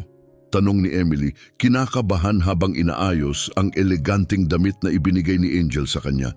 Eksakto ang fit, walang kapintasan. Malayo sa suot niyang uniforme bilang kasambahay noon. Ngayon, mukhang siya na talaga ang tunay na siya, isang tagapagmana. Siguradong sigurado ako, sagot ni Angel, marahang pinisil ang kamay niya. Namumuhay ang mga Cruz sa kasinungalingan, tayo sa katotohanan, at palaging nananalo ang katotohanan. Dahil sa mabilis na pagkilos ni Alfredo, ang silid ay hindi lang napuno ng media na kontrolado ng Cruz. Imbitado rin ang mga kilalang investigative journalists, mga hindi kayang bilhin o patahimikin, mga taong matagal nang naghihintay sa sandaling ito. Tiningnan ni Jennifer ang kanyang telepono sa huling pagkakataon. Nanginginig ang mga daliri sa pagkaapurado. na alerto na ang mga grupong nagtataguyod ng karapatang pantao at kontrakorupsyon. Handa silang sumuporta kapag naging publiko ito, aniya. Pagkatapos ay tumingala siya, mas matatag ang boses kaysa buong araw. At dumating na ang DNA results, 10 minuto na ang nakalilipas. Lahat ay napalingon sa kanya, naniga si Emily, napigil ang kanyang paghinga. At huminto ang hininga ni Angel, mahigpit na nakakapit sa mesa. Napuno ng luha ang mga mata ni Jennifer. 69.9% match. Emily, tumingin siya sa dalaga na may ngiti ng lambing. Apo ka ni Angel. Sa isang iglap, nawala ang lahat ng tensyon. Napasinghap si Angel, isang matalas, emosyonal na tunog, at agad niyang niyakap si Emily mahigpit, parang ayaw na muling mawala. Halos mawalan sila ng balanse, pero wala siyang pakialam. Bumuhos ang mga luha, tila agos ng taon ng pangungulila at pag-ibig. Sa wakas, maglola silang muling nagtagpo. Anak ko, hikbi ni Angel, anak ni Mariana, sa wakas, nakauwi ka na. Walang salitang lumabas kay Emily, tanging mga luha ng lungkot, galak at paglaya. Mahigpit siyang kumapit sa babaeng hindi niya alam na buong buhay na pala niyang hinahanap. Ayokong sirain ng sandali, mahina ngunit may bigat na sabi ni Francisco habang pinupunasan ng sariling luha. Pero may 5 minuto na lang bago magsalita si Rolando. Kailangan na nating pumunta. Naghiwalay sila ng yakap, pinunasan ang mga luha. Hinawakan ni Angel ang mukha ni Emily, mga matang puno ng pagmamalaki at layunin. Handa ka na bang baguhin ang mundo? Tumango si Emily, buo ang loob. Handa na ako! Tahimik ngunit mabigat ang tensyon sa press room ng Grand Palace Hotel. Puno ito, mga mamamahayag, mikropono, kamera, lahat nakatutok. Ang buong bansa ay nakatingin. Papasok dapat si Rolando Cruz sa loob ng 30 minuto. Pero may ibang plano, sina Angel at Emily. Dumaan sila sa gilid ng entablado, suot ang lakas at dignidad ng katotohanan. Ang damit ni Emily, elegante, tama ang sukat, malayo sa uniformeng dati niyang suot. Ngayon, mukhang siya na talaga isang tagapagmana. Nang makita ng mga reporter si Angel Bautista, agad huminto ang mga bulungan. Bilang kilalang personalidad, ang kanyang pagdating ay nagpakislap ng libo-libong kamera. Sabay silang umakyat ni Emily sa entablado. Sa kabilang panig, pumasok si Rolando Cruz kasama ang mga abogado at PR team niya. Napahinto siya. Ang dating kumpiyansang ngiti ay nawasak sa isang iglap. Anong ginagawa ninyo rito? Galit niyang sigaw, pilit binabawi ang kontrol. Hindi natinag si Angel. Lumapit siya, tumitig diretso sa kanya. Narito kami upang gamitin ang aming karapatan bago mo maikalat ang mga kasinungalingan mo. Walang pag-aatubili siyang dumaan sa tabi niya at tumayo sa sentrong podium. Lahat ng kamera ay nakatutok sa kanya. Mga ginoo at ginang ng press, panimula ni Angel, matatag at malinaw ang boses. Naanyayahan kayo ngayon upang pakinggan ang akusasyon ni G. Rolando Cruz laban sa aming pamilya. Ngunit bago siya makapagsalita, kayo ay may karapatang marinig ang katotohanan. Nagkislapan ang mga kamera. Sumandal paabante ang mga mamamahayag. Lahat ng lente ay nakatutok sa kanya. Maraming taon na ang nakalilipas, patuloy ni Angel, puno ng emosyon, ngunit hindi nangangatog. Ang nag-iisa kong anak na si Mariana Bautista ay namatay sa isang sinasabing aksidente, pero walang nagsabi sa amin na hindi siya nag-iisa noon. May mga hinagpis na narinig sa silid. Kasama niya ang bagong silang niyang anak, ang aking apo. Umabante si Rolando, mapanghamon. Kalokohan yan. Isang tahimik na taas ng kamay ni Angel ang nagpatahimik sa kanya. May ebidensya kami. Lumapit si Alfredo, sinaksak ang laptop sa projector. Nabuhay ang screen. Lumabas si Mariana, bata, buhay na buhay, diretsong nakatingin sa kamera. Ako si Mariana Bautista, sabi ng kanyang tinig. Ginagawa ko ang video na ito dahil natatakot ako. Naniniwala akong susubukan ng pamilya Cruz na saktan ako o ang anak ko. Tumahimik ang buong silid. Nagsalaysay siya ng mga banta, suhulan, paniniktik. May mga audio, screenshots, mga sulat. At pagkatapos, ang boses ni Rolando Cruz, "Mariana, magpakatotoo ka. Hindi kailanman tatanggapin ng pamilya ko ang batang yan. May paraan para ayusin to ng tahimik." Ibig mong sabihin, Ipapa, na basag ang tinig ni Mariana sa sakit. Ito ang pinakamabuting solusyon para sa lahat.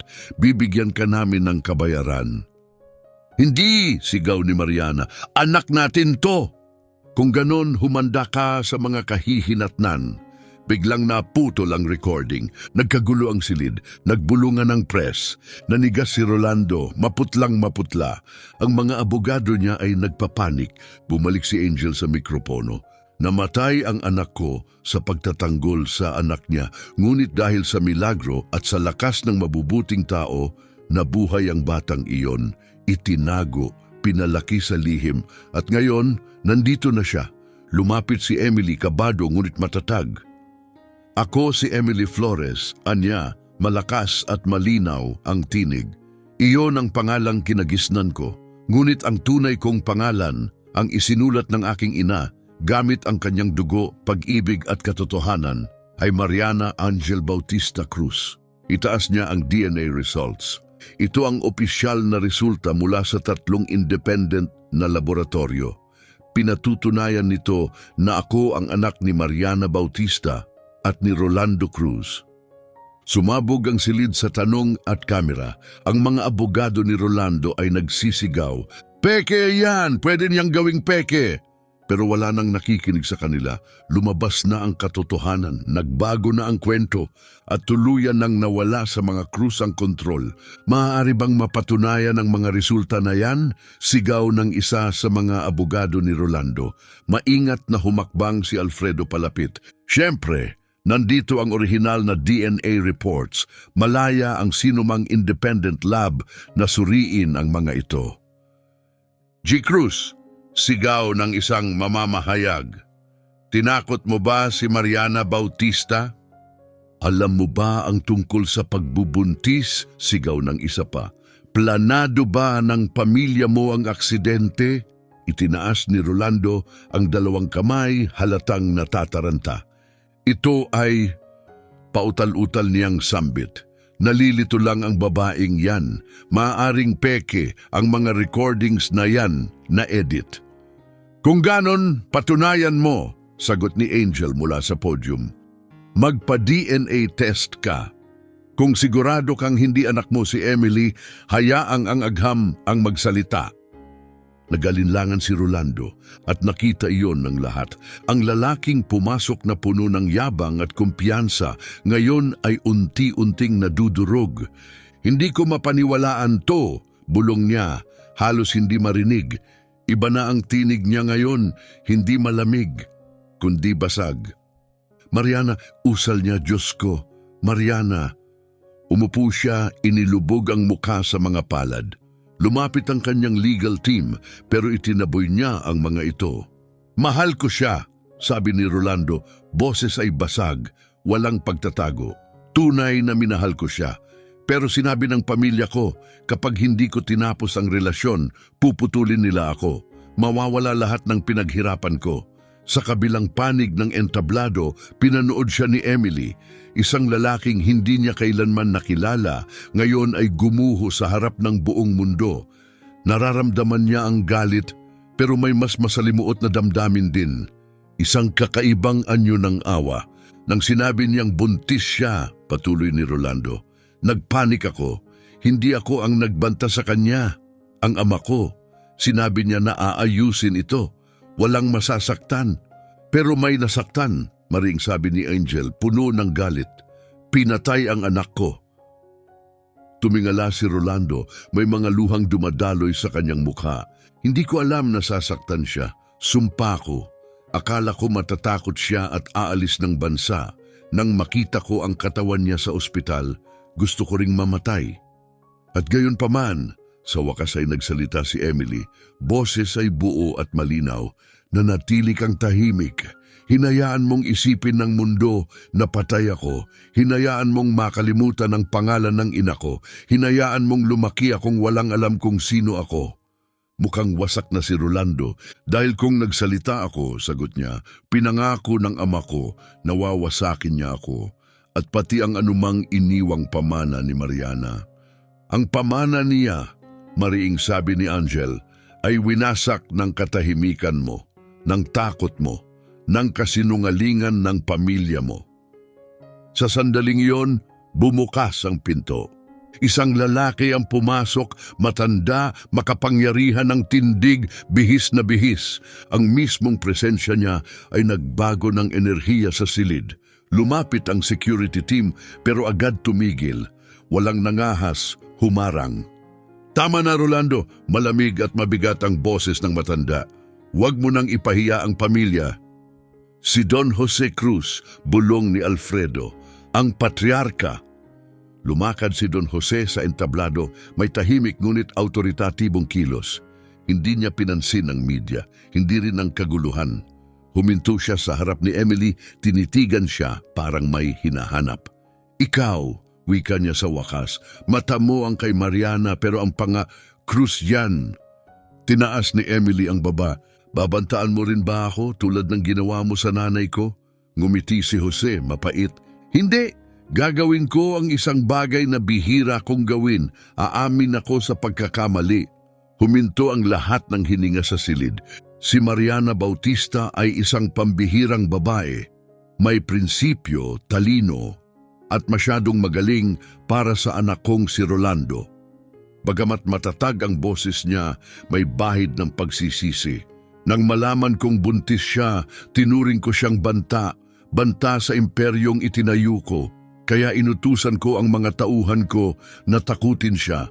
Ikaw ba ang nag-utos ng aksidente? Tanong ni Angel, naglalagablab ang mga mata. Hindi, mabilis na sagot ni Jose. Hindi ko kailanman nais siyang saktan. Ang utos ko, takutin siya, hikayatin siyang tanggapin ang alok, umalis ng tahimik, pero hindi ko inakalang maaaring lumala ang takot. Humarap siya kay Emily, mas mababa ang boses. At dahil diyan ako ang responsable sa paglaki mong walang ina, walang pangalan, walang puwang sa pamilyang ito. Ano ang mangyayari ngayon? Tanong ni Emily, matatag ang tingin. Kunin mo ang nararapat sa iyo, sagot ni Jose. Ikaw ay dugo at sa batas may karapatan ka sa bahagi ng kumpanyang Cruz. Hindi kita hahadlangan. Nagugaga ang kanyang mga abogado nagbubulungan. Isang sulyap lang mula kay Jose at natahimik silang lahat. Ang batang ito ay apo ko, anunsyo niya sa harap ng kamera. At ang pamilya Cruz ay hindi tatalikod sa sariling dugo, kahit gaano pa katagal bago ito matanggap. Tumabi siya at may bigat ang kanyang huling linya. Si Mariana Angel Bautista Cruz ang tunay na tagapagmana ng pamana ng pamilyang ito. At sino mang tututol ay sa akin mananagot. Tahimik ang buong silid. Bawat mukha ay refleksyon ng parehong gulat. Wala ni isa ang nakahula sa mangyayari. Bakit? Tanong ni Emily. Nanginginig ang tinig. Bakit ngayon lang? Tumingin si Don Jose sa kanya at sa kanyang ekspresyon ay may kakaibang anyo ng paggalang. Dahil pinanood ko ang mga video ng nanay mo, nakita ko ang lakas niya, ang tapang, ang pagtangging patahimikin siya. At ngayon nakikita ko rin ang parehong apoy sa iyo. Si Mariana ay isang puwersa ng kalikasan at gayon ka rin. Lumapit siya, binaba ang boses para sila lang ang makarinig. At dahil ako'y mamamatay na, may ilang buwan na lang siguro ako, baka mas maikli pa. Bago ako mawala, kailangan kong maitama kahit isa sa napakarami kong pagkakamali. May naramdamang kakaiba si Emily sa dibdib niya. Hindi pa yung pagpapatawad, hindi pa, pero baka simula na ito isang bitak sa pader. Tatanggapin ko ang papel ko sa kumpanya, kalmadong sagot ni Emily, pero sa sarili kong mga tuntunin. At ang una kong gagawin ay ang pagtatayo ng isang pundasyon. Sa pangalan ng nanay ko, The Mariana Bautista Foundation, tutulungan nito ang mga kababaihang nasa panganib. Bibigyan sila ng proteksyon at bibigyan sila ng tinig. Ngumiti si Angel, may luha ngunit matatag. Yan ang apo ko. Nagwakas ang press conference sa gitna ng mga flash ng kamera, mga sigawan ng tanong at mga breaking news na kumakalat sa internet. Ngunit sa gitna ng lahat ng iyon, nakatayo si Emily ng taas no. Pagkatapos ng lahat, lumabas siya ng gusali kasama ang mga taong hindi siya iniwan. Angel, Francisco, Isabella, Jennifer, Ines at Alfredo. Sa wakas, isang tunay na pamilya. Sa loob ng limousine, habang pinagmamasdan niya ang papalubog na liwanag sa city skyline, nagtanong si Emily, "Ano na ang susunod?" Hinawakan ni Angel ang kanyang kamay. "Ngayon, sisimulan mo na ang bagong buhay mo bilang si Mariana Angel Bautista Cruz, apo ko, tagapagmana ng Cruz, at ang babaeng nagbago ng lahat." Ngumiti si Emily, hindi dahil perpekto na ang lahat, kundi dahil sa unang pagkakataon sa buong buhay niya, buo na ang pakiramdam niya. Habang papalayo ang sasakyan, hindi nila napansin ang isang aninong nakatayo sa dilim. Isang lalaki, hawak ang folder na may markang confidential, tahimik na nakamasid habang sila'y naglalaho sa gabi. Dahil hindi pa tapos ang kwentong ito, may isa pang lihim. Nagbago na ang mundo, si Emily ang laman ng bawat pahayagan. Ang kanyang talumpati ay inuulit-ulit sa mga istasyon ng telebisyon.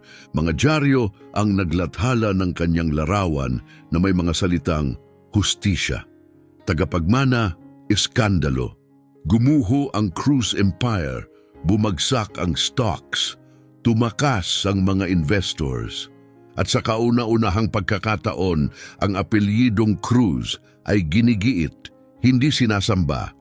Pero sa gitna ng lahat ng ito, isa lang ang mas mahalaga para kay Emily. Isang sobre, nasa kamay niya, nasa silidaklatan siya ng mansyon ng Bautista, napapaligiran ng katahimikan ng mga lumang libro at banayad na liwanag ng hapon. Pumasok si Alfredo. Mabigat ang ekspresyon. "Emily," maingat niyang sabi, "may isang taong gustong makausap ka.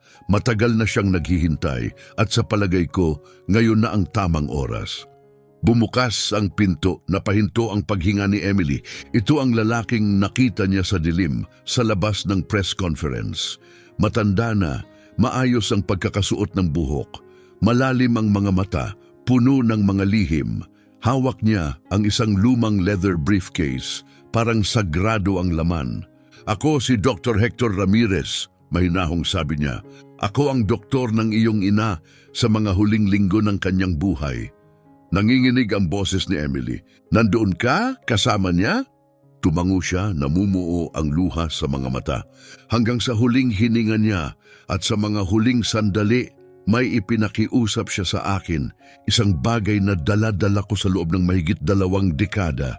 Pumasok si Angel sa silid na babalot ng damdamin. "Ano yon?" bulong niya. "Ano ang hiling ng anak ko?" Binuksan ni Dr. Ramirez ang kanyang briefcase, mabagal at nanginginig ang mga kamay. Sa loob ay may 2 bagay, isang selyadong liham, isang USB drive. Alam niyang kaunti na lang ang oras niya, sabi ni Hector. Humihina na ang kanyang mga baga. Pero habang malinaw pa ang isip niya, hiningi niya na i-record ko siya. Isang huling mensahe para sa anak na hindi niya kailanman makikilala. Umiiyak na si Emily bago pa man magsimula ang video. Pero may isa pa, dagdag ni Hector, tumingin sa kanilang lahat. Isang bagay na kahit si Don Jose Cruz ay hindi alam. Isang bagay na maaring muling baguhin ng lahat. Lumitaw si Francisco sa may pintuan, seryoso ang muka. "Ano yon?" Tumingin si Dr. Ramirez sa pasilyo. "Dahil hindi mag-isa si Mariana nang ginawa namin ang recording, may isang taong dumating upang magpaalam. Sa lihim, tumingin siya sa labas ng pinto. Maaari ka nang pumasok." Bumukas ang pinto, dahan-dahan, at may pumasok na isang babae, kasing edad ni Angel, graceful, tahimik, ngunit ang kanyang mukha nakasuot ng bigat ng pagsisisi. Haunted ang mga mata, nangangatog ang mga kamay, tumigil ang oras, walang gumalaw. Sino ka? Bulong ni Emily. Ngunit sa kaibuturan niya, alam na niya, pare-parehong nabigla ang lahat sa silid. Lahat ng matay nakatuon sa babae, ang kanyang mga mata, ang parehong kulay ng berde na kay Mariana sa lahat ng larawan, tumagos sa kaluluwa ni Angel. Imposible, bulong ni Angel, itinaas ang kamay sa kanyang dibdib. Rosemary, pero patay ka na, ipinahayag kang patay noon pang matagal na. Ngumiti si Rosemary malungkot, puno ng kaalaman. Oo, mas naging maginhawa ang pagkamatay ko para sa maraming tao, lalo na para sa mga Cruz. Lumingon si Emily sa dalawang babae, gulat na gulat. Sino siya? Nanginginig ang tinig ni Angel. Si Rosemary Bautista, ang kapatid kong bunso, tiyan ni Mariana. Lumapit si Rosemary, mahinahon, ngunit mabigat ang tinig, puno ng sakit. At ang ninang na nangakong poprotektahan ka, pero nabigo. Bumuhos ang luha sa kanyang mukha habang papalapit siya. Naroon ako nung gabi ng aksidente, anya. Halos pumutol ang boses. Nasa pangalawang sasakyan ako, sinusundan si Mariana. Pinoprotektahan ko siya, pero nakahalata ang mga lalaki ng Cruz. Ako muna ang kanilang tinumbok. Tinulak nila ako sa bangin. Nagising ako sa ospital, malubha ang pinsala. At nang makapagsalita na ako, sinabi nilang patay na si Mariana. At ang sanggol, hindi kailanman umiral.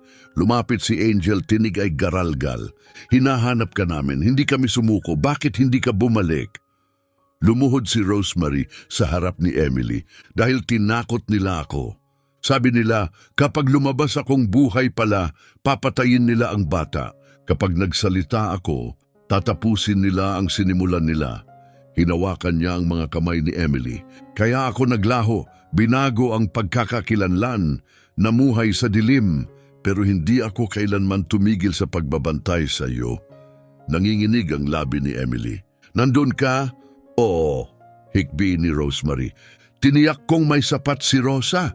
Nagpadala ako ng pera, pinangalagaan kitang mag-isa sa tanging paraang alam kong ligtas, sa pamamagitan ng pagiging invisible. Hindi na napigilan ni Emily ang damdamin. Yumakap siya sa kanyang tiyahin, humihikbi sa balikat nito. Lumuhod si Angel sa tabi nila, niyakap ang dalawa, 3 henerasyon ng mga Bautista. Sa wakas, magkakasaman, sa wakas, buo.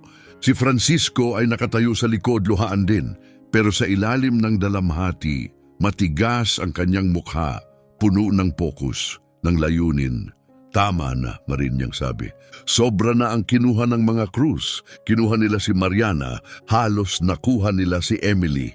Pinilit nilang itago si Rosemary sa loob ng 2 dekada. Dito na ito matatapos. Francisco, simula ni Angel, pero itaas ni Francisco ang kamay. Hindi, Angel. Hayaan mong magsalita ako. Sa wakas, gawin ko ang dapat kong ginawa nun pa. Humarap siya kay Dr. Hector Ramirez. Ang video ni Mariana na magagamit ba natin sa korte? Tumango si Hector. Higit pa doon, may kumpisal. May isang taong malapit sa krus na hindi nakinaya ang konsensya. Lumapit siya.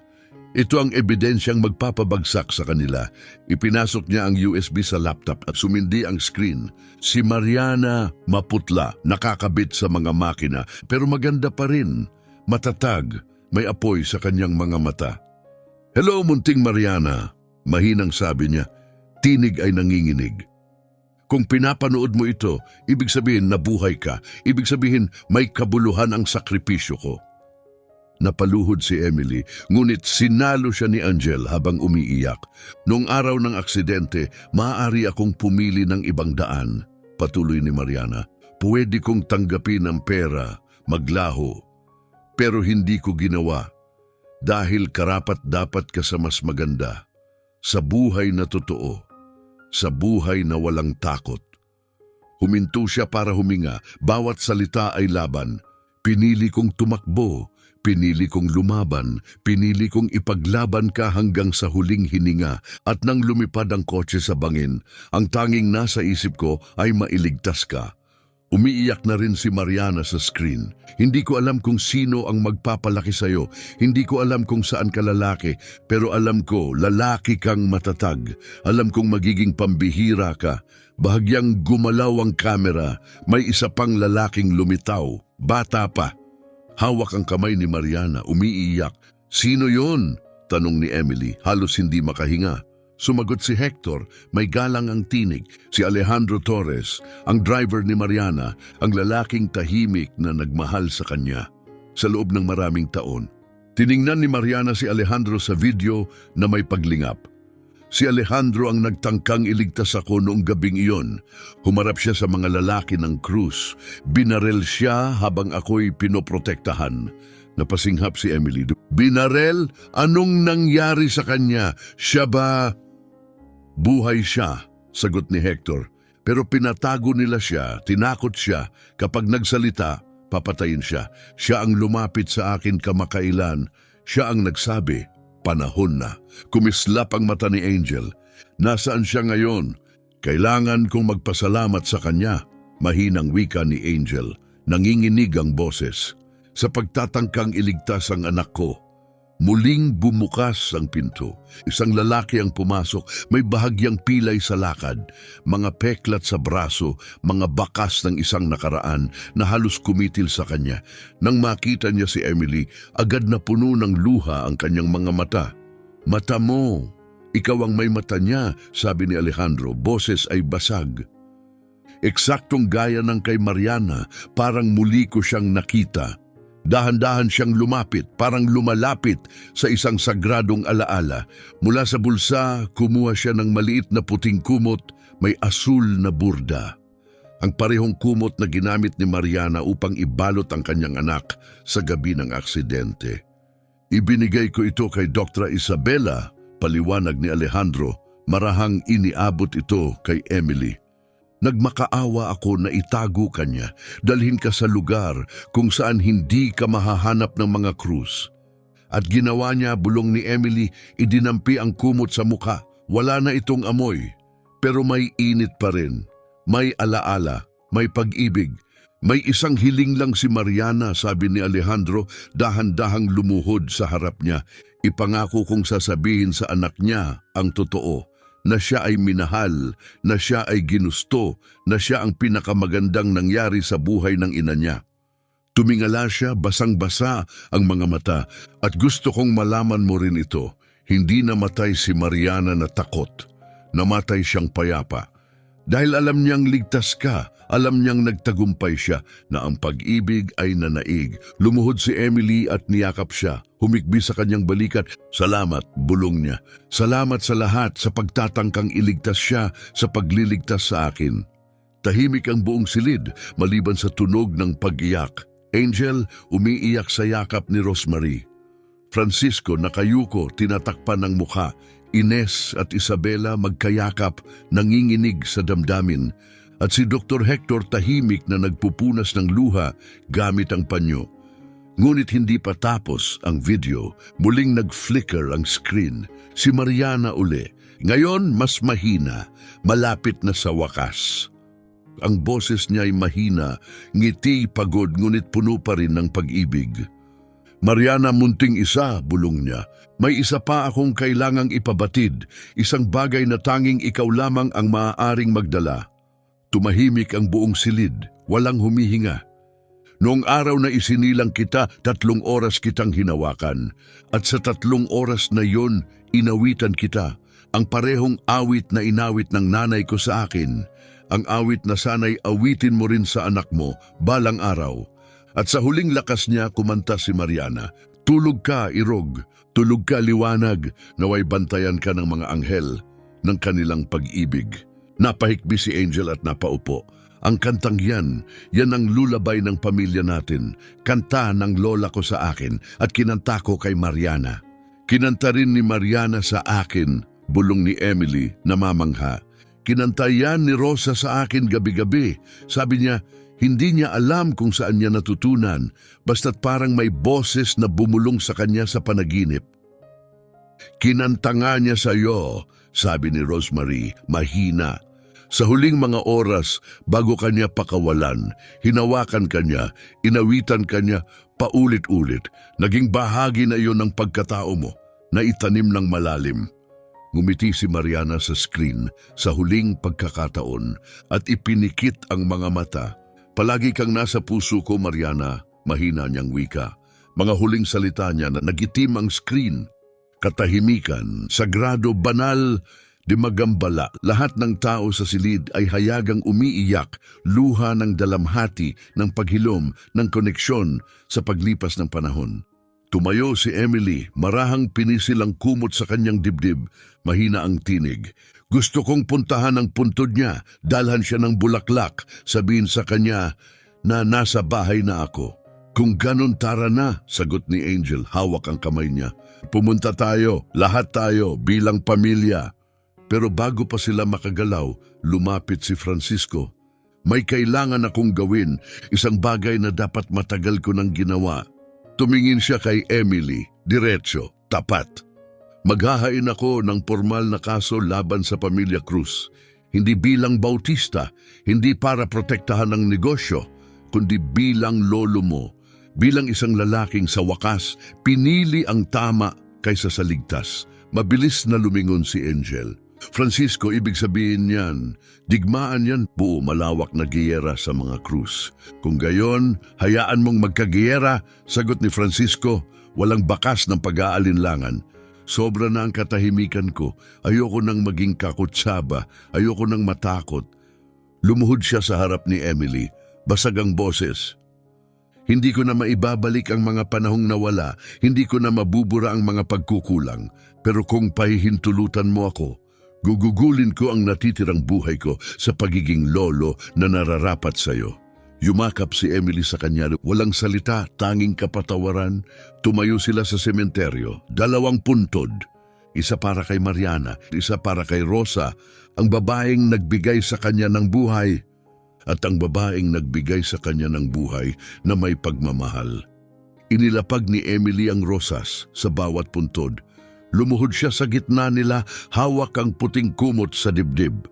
At sa unang pagkakataon, ang katahimikan sa paligid niya ay hindi na lungkot, kundi kapayapaan. Mariana Bautista, Rosa Morales, tahimik na nakatayo si Emily sa harap ng kanilang mga puntod, dahan-dahang inilalapag ang mga bulaklak na may taos-pusong paggalang.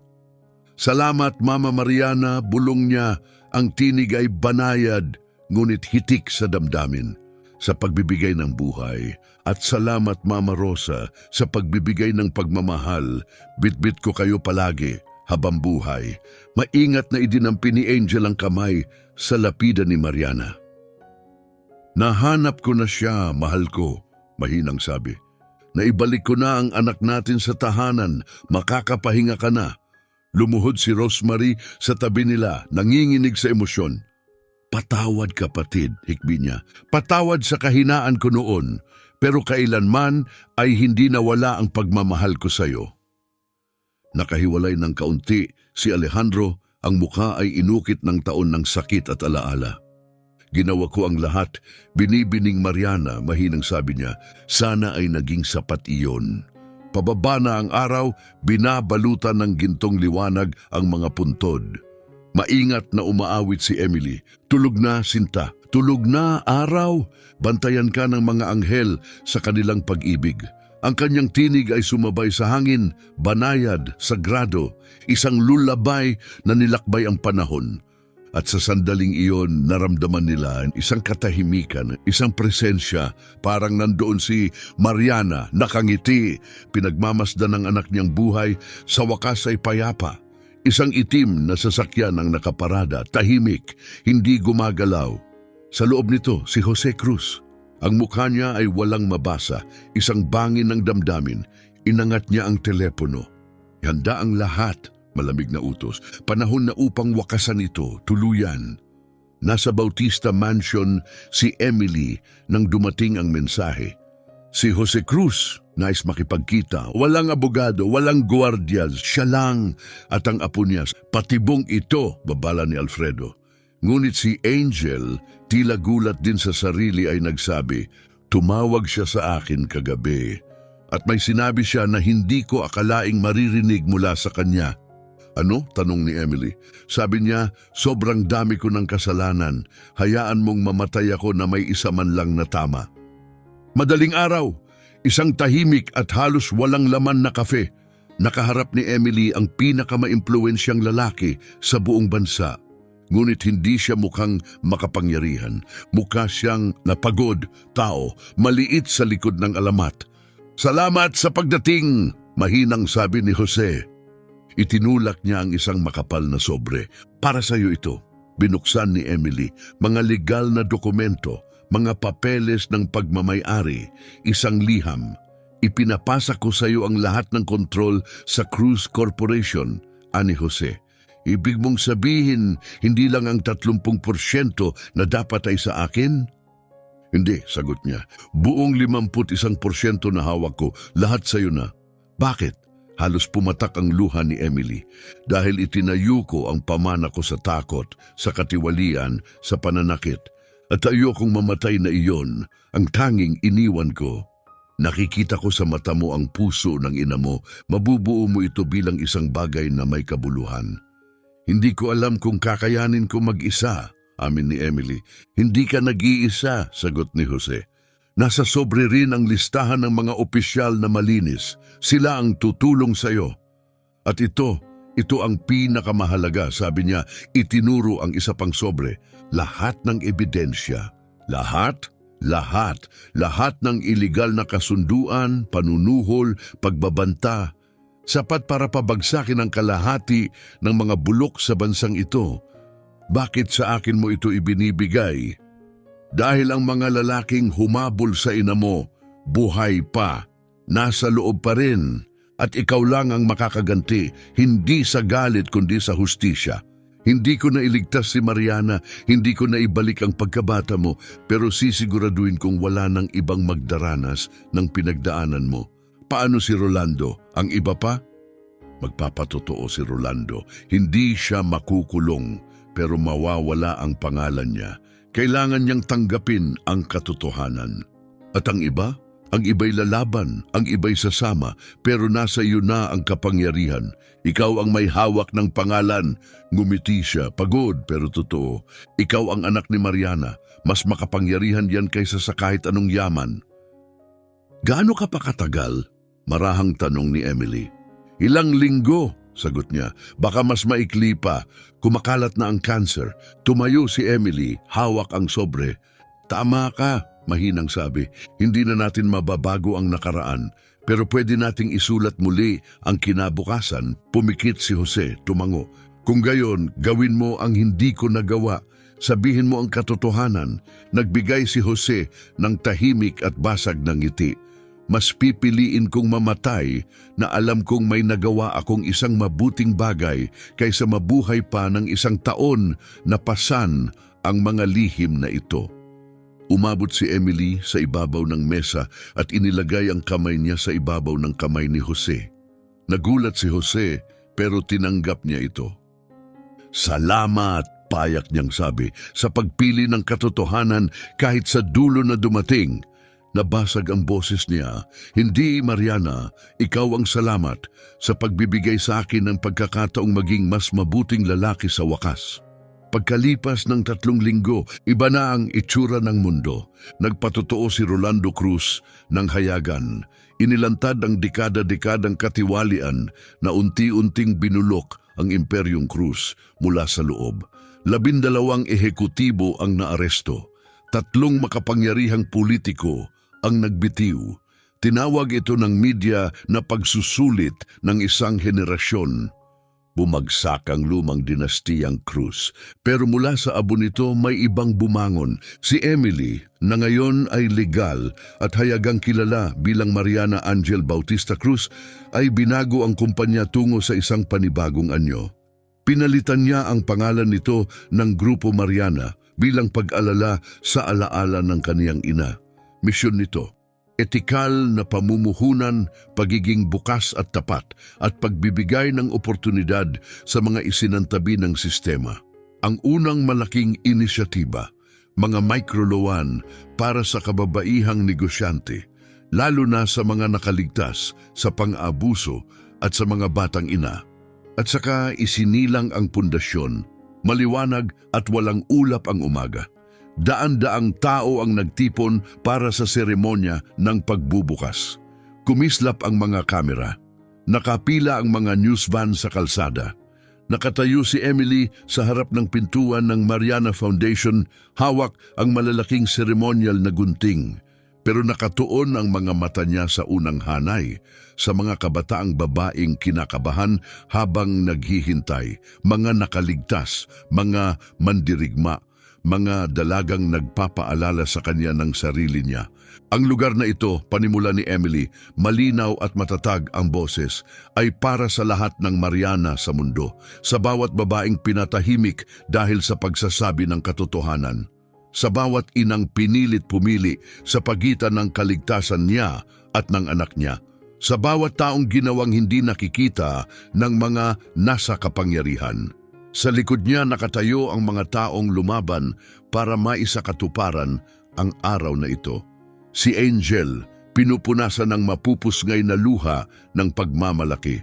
Si Francisco, sa wakas ay ang lalaking dapat sana'y naging siya nun paman. Hawak ang kamay niya. Si Rosemary, hindi na nagtatago, ngayon ay nagniningning sa liwanag. Si Alejandro, tahimik na nakatayo, ang katapatan niya ngayoy ganap ng kinikilala. Hindi naabutan ng nanay ko ang araw na ito, pagpapatuloy ni Emily. Pero narito siya, sa bawat babaeng mabibigyan namin ng kanlungan, sa bawat batang isisilang na ligtas, sa bawat katotohanang mailalabas sa liwanag. Humarap siya at itinuro ang napakalaking mural sa gitnang pader ng sentro. Si Mariana Bautista, bata, puno ng buhay, may pilak na paru-parong nakadapo sa balikat niya. Sa ilalim nito, mababasa ang matatapang na salita. Laging nananalo ang pag-ibig. May itinuro sa akin si Mariana, sabi ni Emily, na ang tapang ay hindi kawalan ng takot, kundi ang pagpili ng tama kahit may takot. Pinili niyang protektahan ako sa huling hininga niya, at ngayon pinipili kong protektahan ng iba sa buong buhay ko. Sumabog sa palakpakan ng karamihan, pero itinaas ni Emily ang kamay niya. Hindi pa ako tapos. May isa pang taong kailangan kong parangalan, sabi niya.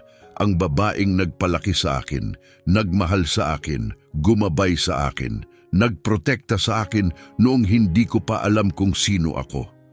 Lumambot ang boses niya. Si Rosa Morales. Inalis niya ang takip ng ikalawang plakang katabi ng mural. Sa mapagmahal na alaala ni Rosa Morales na nagpatunay na ang isang ina ay hindi nasusukat sa dugo kundi sa pag-ibig. Sa madla umiiyak ng hindi mapigilan si Ines.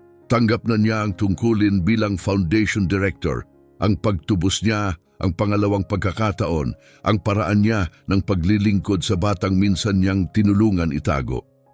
Humarap si Emily sa mga kamera, sa mga dalagang nanonood sa bahay na maaaring nakararamdam ng pagiging maliit, nakalimutan, walang boses. Gusto kong kausapin ang mga kabataang pakiramdam ay nawawala, sabi niya. Isa ako sa inyo. Nagtrabaho akong kasambahay, hindi alam kung sino talaga ako. Hindi ko nauunawaan ang halaga ko. Akala ko'y hindi ako nakikita, lalong tumatag ang boses niya. Pero may natutunan akong napakalakas. Ang halaga ninyo ay hindi galing sa apelyido o pera. Nanggagaling ito sa mga pinipili ninyo, sa pagkatao ninyo at sa tibay ng loob ninyong bumangon, paulit-ulit. Binigyan ako ni Mariana ng buhay. Binigyan ako ni Rosa ng pag-ibig. Binigyan ako ni Angel ng pamilya. Binigyan ako ni Rosemary ng proteksyon. Binigyan ako ni Alejandro ng katapatan. At pinili kong gumawa ng pagbabago. Dumaloy ang mga luha, hindi lang sa kanya, kundi sa lahat. At ngayon sinasabi ko sa inyo, nasa inyo rin ang kapangyarihang iyon. Kaya ninyong piliin ang pag-ibig kaysa takot, ang katotohanan kaysa katahimikan. Kaya ninyong piliing bumangon, nakabibingi ang palakpakan. Ang sandali walang hanggan, hindi kailanman naging ganon kabuhay ang Bautista Mansion. Hiniling ni Emily kay Angel na huwag magdaos sa formal na dining hall. Sa halip, naupo sila sa lumang kusina sa mahabang kahoy na mesa kung saan dating nagtitipon ang mga tauhan. Dahil dito, sabi niya nakangiti, pantay-pantay tayo, pamilya tayong lahat. Sa paligid ng mesa naroon sina Angel at Francisco magkatabi muli. Rosemary at ang asawa niya hindi na nagtatago. Jennifer na nag-ingat sa lihim sa loob ng maraming dekada. Isabela na ang tapang ay nagligtas ng isang buhay. Alfredo na ang walang humpay na pagsisiyasat ay naglantad ng katotohanan. Ines sa wakas malaya ng mabuhay ng walang kahihiyan. At sa gitna, hawak ang kanyang nakaraan at ang kanyang hinaharap, si Emily. Si Mariana Angel Bautista Cruz, Alejandro, Ines, pati ang mga dating empleyado na nakasaksi sa pag-angat ni Emily mula sa katahimikan tungo sa lakas, lahat sila'y nagtipon sa maginhawang init ng kusina. Gusto kong magbigay ng isang tagay, sabi ni Francisco, tumayo habang may hawak na baso.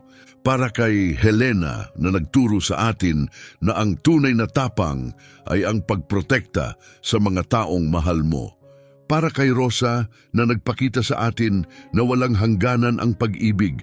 At para kay Mariana na nagpaalala sa ating lahat na hindi kailanman huli para gawin ang tama. Tagay, sabay-sabay na tugon ng lahat, nanginginig ang mga boses, puno ang puso. Nang gabing iyon, nakita ni Emily si Angel sa aklatan, tahimik na nagbabalik tanaw sa mga lumang photo album, mga larawang tila nagyeyelo sa panahon ang alaala ni Mariana. May pinagsisisihan ka ba? Marahang tanong ni Angel. Pinagsisisihan kong hindi ko siya nakilala, amin ni Emily, pero hindi ang landas na nagdala sa akin dito. Si Rosa ang naging ina ko sa lahat ng paraan na mahalaga. At ngayon, nandito kayo ni na Francisco, Rosemary, isang pamilyang higit pa sa pinangarap ko. Mahigpit siyang niyakap ni Angel. Ikaw ang eksaktong taong gugustuhin ni Mariana na maging ikaw, matatag, mahabagin, matapang. Ngumiti si Emily, sa pinakamagagaling ako natuto. Kumalat ang balita sa buong bansa. Pumanaw si Jose Cruz nang payapa sa bahay. Si Rolando ang nasa tabi niya. Pero ang huling habilin niya ang lalong ikinagulat ng lahat. Iniwan niya ang buo niyang personal na kayamanan sa Mariana Foundation. Hayaan ang yaman na itinayo ko sa sakit ay ngayon magtayo ng pag-asa, sabi sa huling sulat niya. Tahimik na dumalo si Emily sa libing, nakatayo sa pinakahuling hanay. Pagkatapos ng seremonya, nilapitan siya ni Rolando, mapagkumbaba ang kilos. Salamat sa pagpunta, sabi niya. Hindi ko inakalang darating ka. Dumating ako para sa ama mo, tapat na sagot ni Emily. Pinili niya ang tamang landas sa huli, karapat-dapat yun sa paggalang.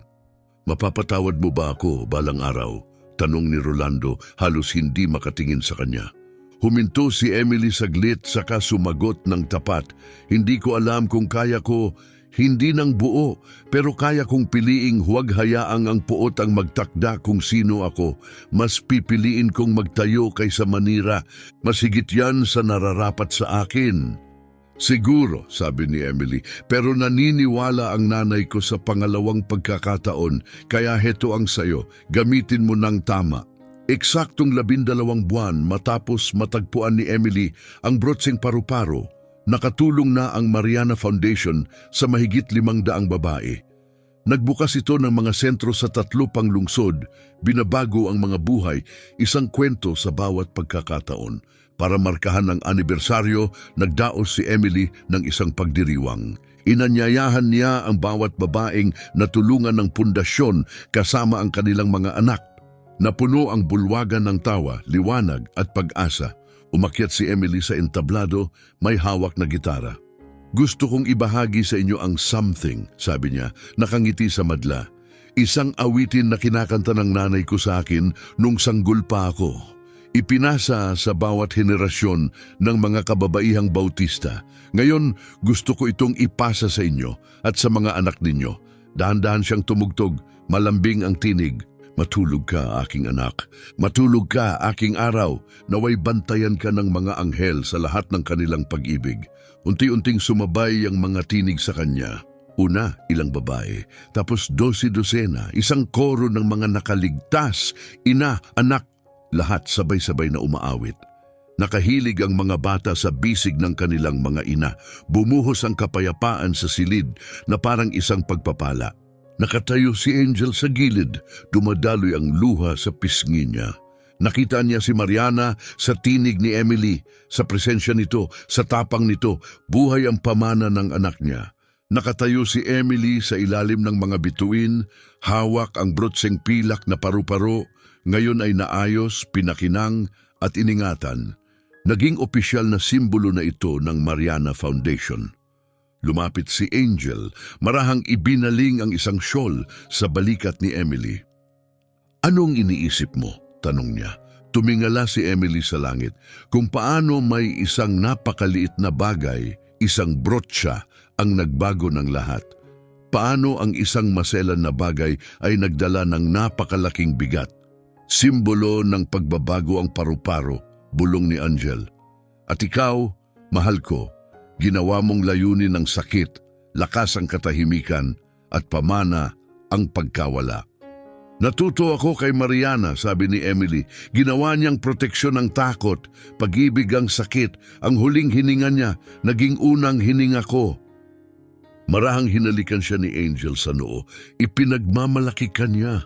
"Alam ko," bulong ni Emily, payapa at matatag ang tinig, "dahil nararamdaman ko siya. Sa bawat babaeng pinoprotektahan namin, sa bawat batang pinakanlulunganan, sa bawat katotohanang inihahayag, nandito si Mariana, hindi siya umalis. Tiningnan niya ang brotsa, kumikislap ang pilak na pakpak sa liwanag ng buwan. Parang buhay ito. "Salamat, Mom," bulong niya sa gabi. "Sa buhay, sa pag-ibig, sa pagtuturo sa akin na ang tunay na kapangyarihan ay hindi yaman o dugong pinagmulan, nasa mga pagpili natin, sa kung sino ang pinipili nating maging tayo." Dumaan ang banayad na hangin sa mga puno, parang ang mundo mismo ang bumubulong pabalik, at alam ni Emily walang alinlangan na narinig siya ni Mariana, na hindi nasayang ang sakripisyo nito, na dumami ang pag-ibig nito, hindi na pagkawala ang kahulugan ng pilak na paru-paro. Ngayon, simbolo na ito ng muling pagsilang, ng katarungan, ng tapang. Simbolo ito ng tunay na pamana ni Mariana Bautista, hindi yaman, hindi kapangyarihan, kundi pag-ibig na nagbabago, katarungang nagpapagaling, at ang hindi mapipigilang lakas ng pagpili ng isang ina. At ang pamanang iyon ay mabubuhay magpakailanman.